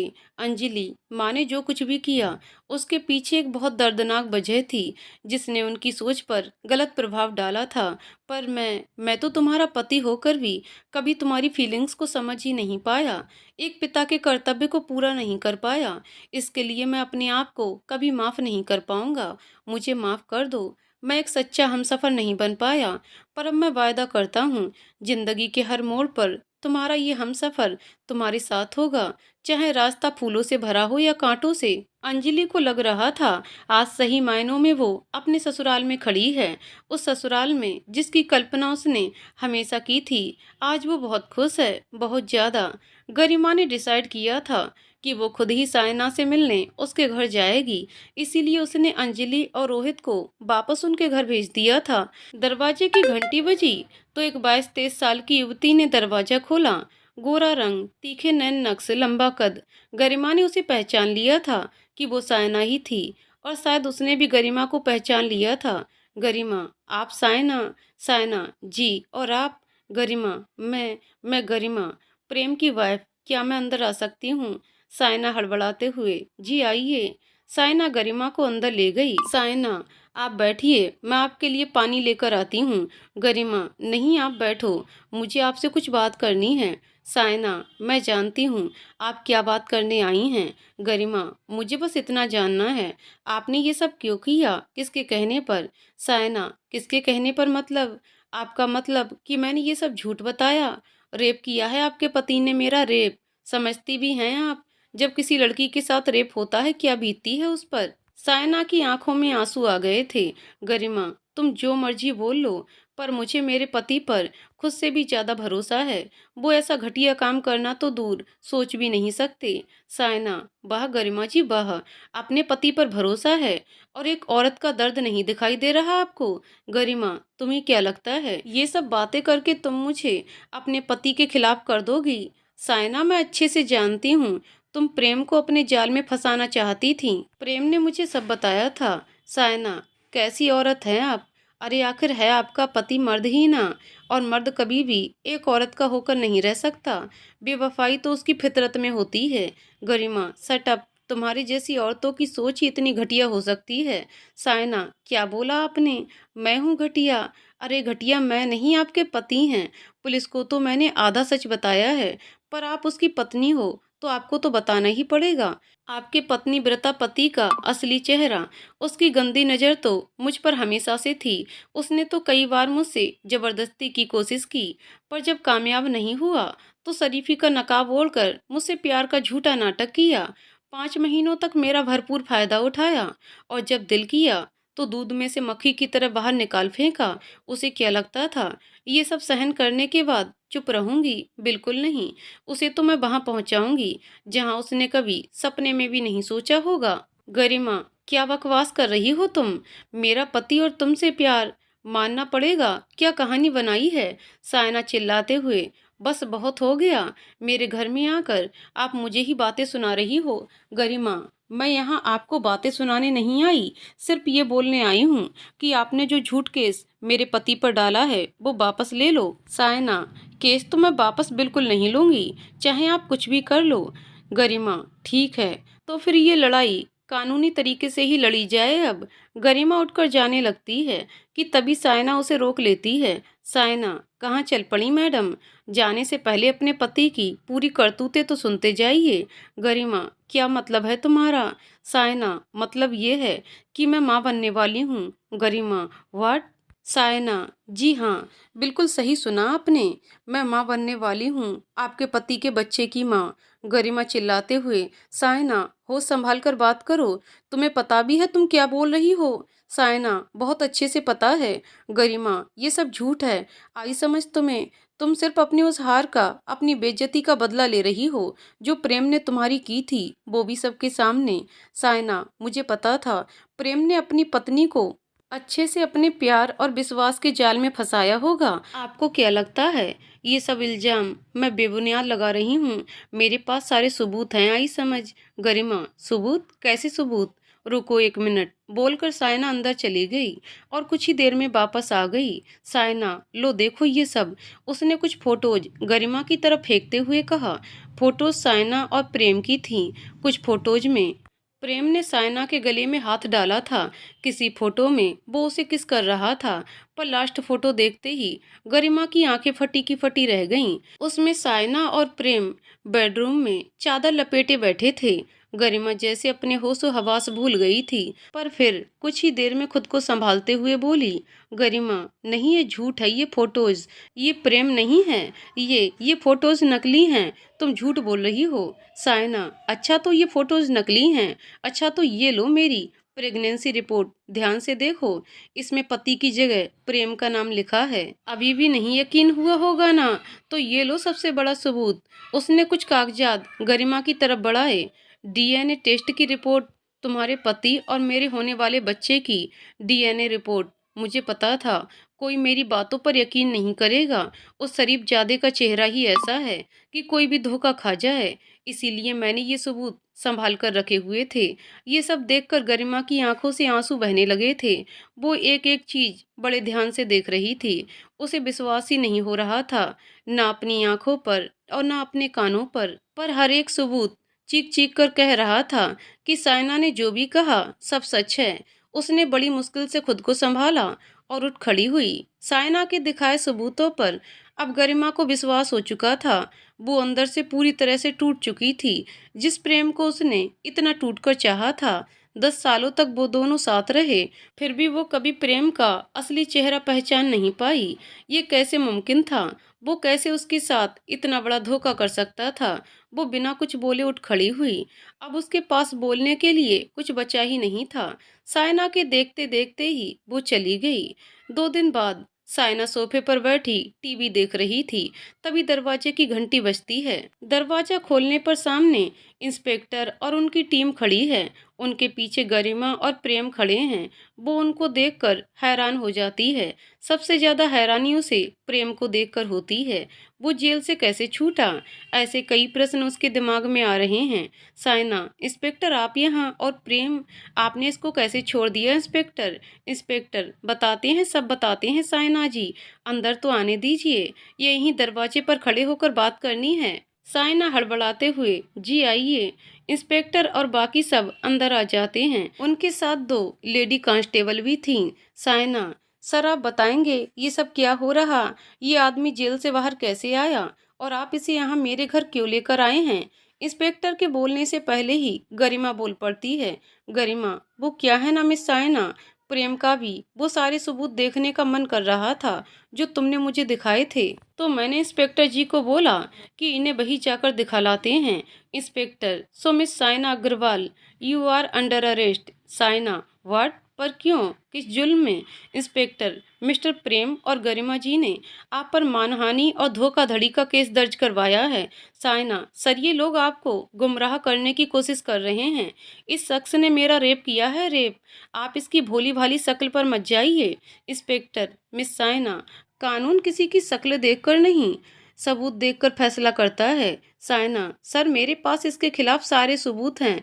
मैं अभी लेकर आती हूँ। घबराहट में सायना अंदर चली गई और 1-2 मिनट में ही वो सारे सबूत लेकर बाहर आ गई जो उसने गरिमा को दिखाए थे।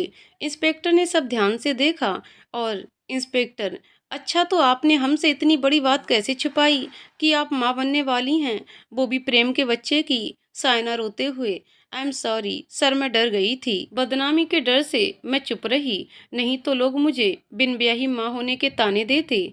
मैं प्रेम को सजा दिलवाकर ये सब छोड़कर अपने बच्चे के साथ कहीं दूर चली जाना चाहती थी।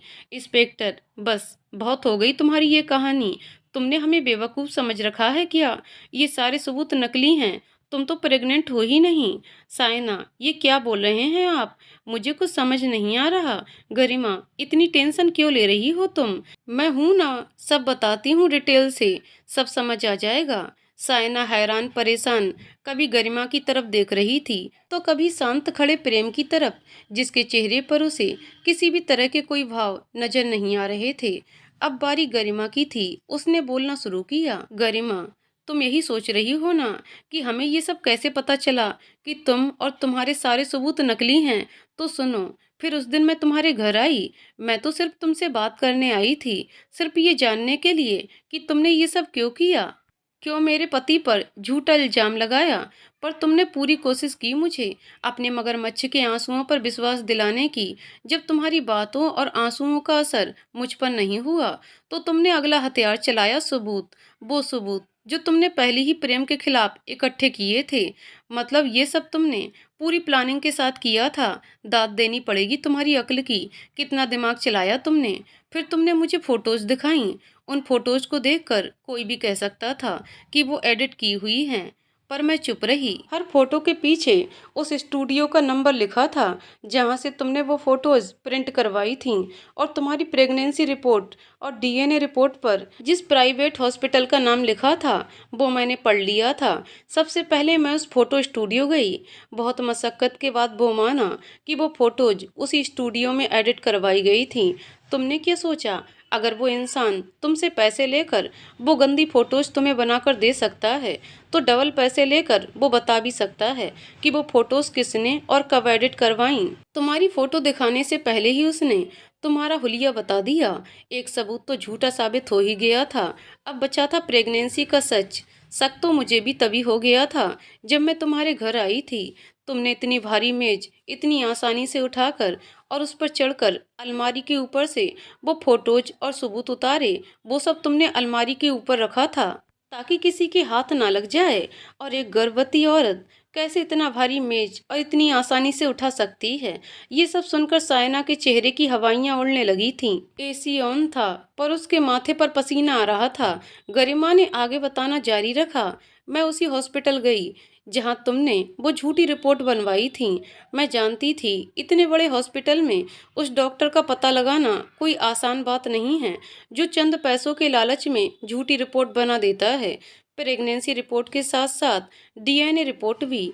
तो मैं भी ग्राहक बन गई। यहाँ वहाँ ढूंढते पूछते मुझे उस डॉक्टर का चमचा मिल ही गया जो झूठी रिपोर्ट्स बनाने और बदलने का काम करते हैं। आखिर उस डॉक्टर के साथ झूठी डीएनए रिपोर्ट बनवाने की हुई बातचीत मैंने अपने फ़ोन में रिकॉर्ड कर ली। तुमने झूठे सबूत बनाए थे और मैंने उन झूठे सबूतों को झूठा साबित करने के लिए असली सबूत जुटाए। इन सब में मुझे 2 दिन लग गए। मुझे अफसोस है मेरे पति को 2 दिन जेल में रहना पड़ा, पर वो 2 रातें मैंने कैसे काटी ये मैं ही जानती हूँ। पर खुश हूँ, आखिर अपने पति को बेगुनाह साबित करने में कामयाब रही। इंस्पेक्टर, और बाकी की कहानी मैं सुना देता हूँ। गरिमा जी के सबूतों के आधार पर हमने उस डॉक्टर और उसके बाकी के साथियों को गिरफ्तार कर लिया है। अब वो जेल में चक्की पीस रहे हैं और अब आपको भी जाकर यही काम करना पड़ेगा। और गरिमा जी, तारीफ करनी पड़ेगी आपके विश्वास और आपके हौसले की। आपने सिर्फ अपने पति को ही नहीं बचाया बल्कि और भी कितने मासूम लोगों को लूटने से बचाया है।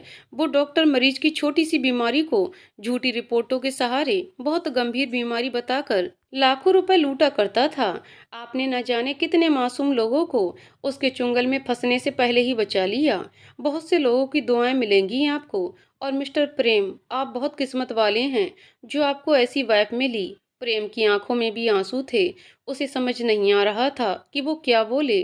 जिस गरिमा को वह कोमल सी बच्चों की तरह बातें करने वाली नादान समझता था, उसने इतनी हिम्मत और बहादुरी से उसे इतने बड़े कलंक से बचा लिया था। गरिमा ने अकेले ही बिना किसी की सहायता से उसे इस इल्जाम से बचाया था। पुलिस साइना को गिरफ्तार करके ले गई। उसने कबूल भी कर लिया कि उसने सिर्फ प्रेम से अपनी बेइज्जती का बदला लेने के लिए ये सब किया था। और उसने ये भी बताया कि गरिमा की जो फोन कॉल आते थे वो भी वही करती थी। गरिमा के मन में प्रेम के लिए शक पैदा करने के लिए गरिमा का दिल कर रहा था वो एक जोर का चांटा उसके मुंह पर मारे, पर वो चुप रही। अब प्रेम और गरिमा भी घर आ गए। प्रेम के मम्मी पापा जो गांव गए थे, उनको इस बारे में कुछ भी नहीं पता था और दोनों ने डिसाइड किया कि वो उन्हें कुछ नहीं बताएंगे। घर पहुंचने के बाद गरिमा प्रेम के लिए चाय बनाने जाने लगी तो प्रेम ने उसका हाथ पकड़ लिया। वो उसे बहुत कुछ कहना चाहता था, पर शब्द जैसे उसके गले में ही अटक गए थे। उसने गरिमा को गले से लगा लिया। प्रेम, क्या सच में आपको एक पल के लिए भी ऐसा नहीं लगा कि मैं झूठ और सायना सच बोल रही है? गरिमा, ना, बिल्कुल नहीं। प्रेम, इतना यकीन? उसकी आंखों में आंसू थे। गरिमा, खुद से भी ज्यादा। प्रेम, गरिमा, गरिमा। प्रेम, 7 फेरे लिए हैं मैंने आपके साथ। 7 जन्मों का साथ है हमारा। चाहे हमारी शादी अभी हुई हो, पर मैं आपको तब से जानती हूँ जब आपको करेले की जगह आलू पसंद हुआ करते थे। जब आपको देखने के लिए मैं कॉलेज में अपनी क्लास बंक किया करती थी। जब पूरा पूरा दिन आपसे चोरी छिपे आपके पीछे पीछे घूमती थी।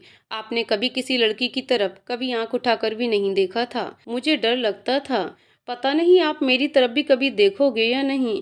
पर मेरा प्यार सच्चा था और मेरी किस्मत अच्छी थी जो आप मुझे मिल गए। प्रेम, उसके दोनों हाथों को अपने हाथ में लेते हुए, और मेरी किस्मत अच्छी थी जो मुझे आप मिली।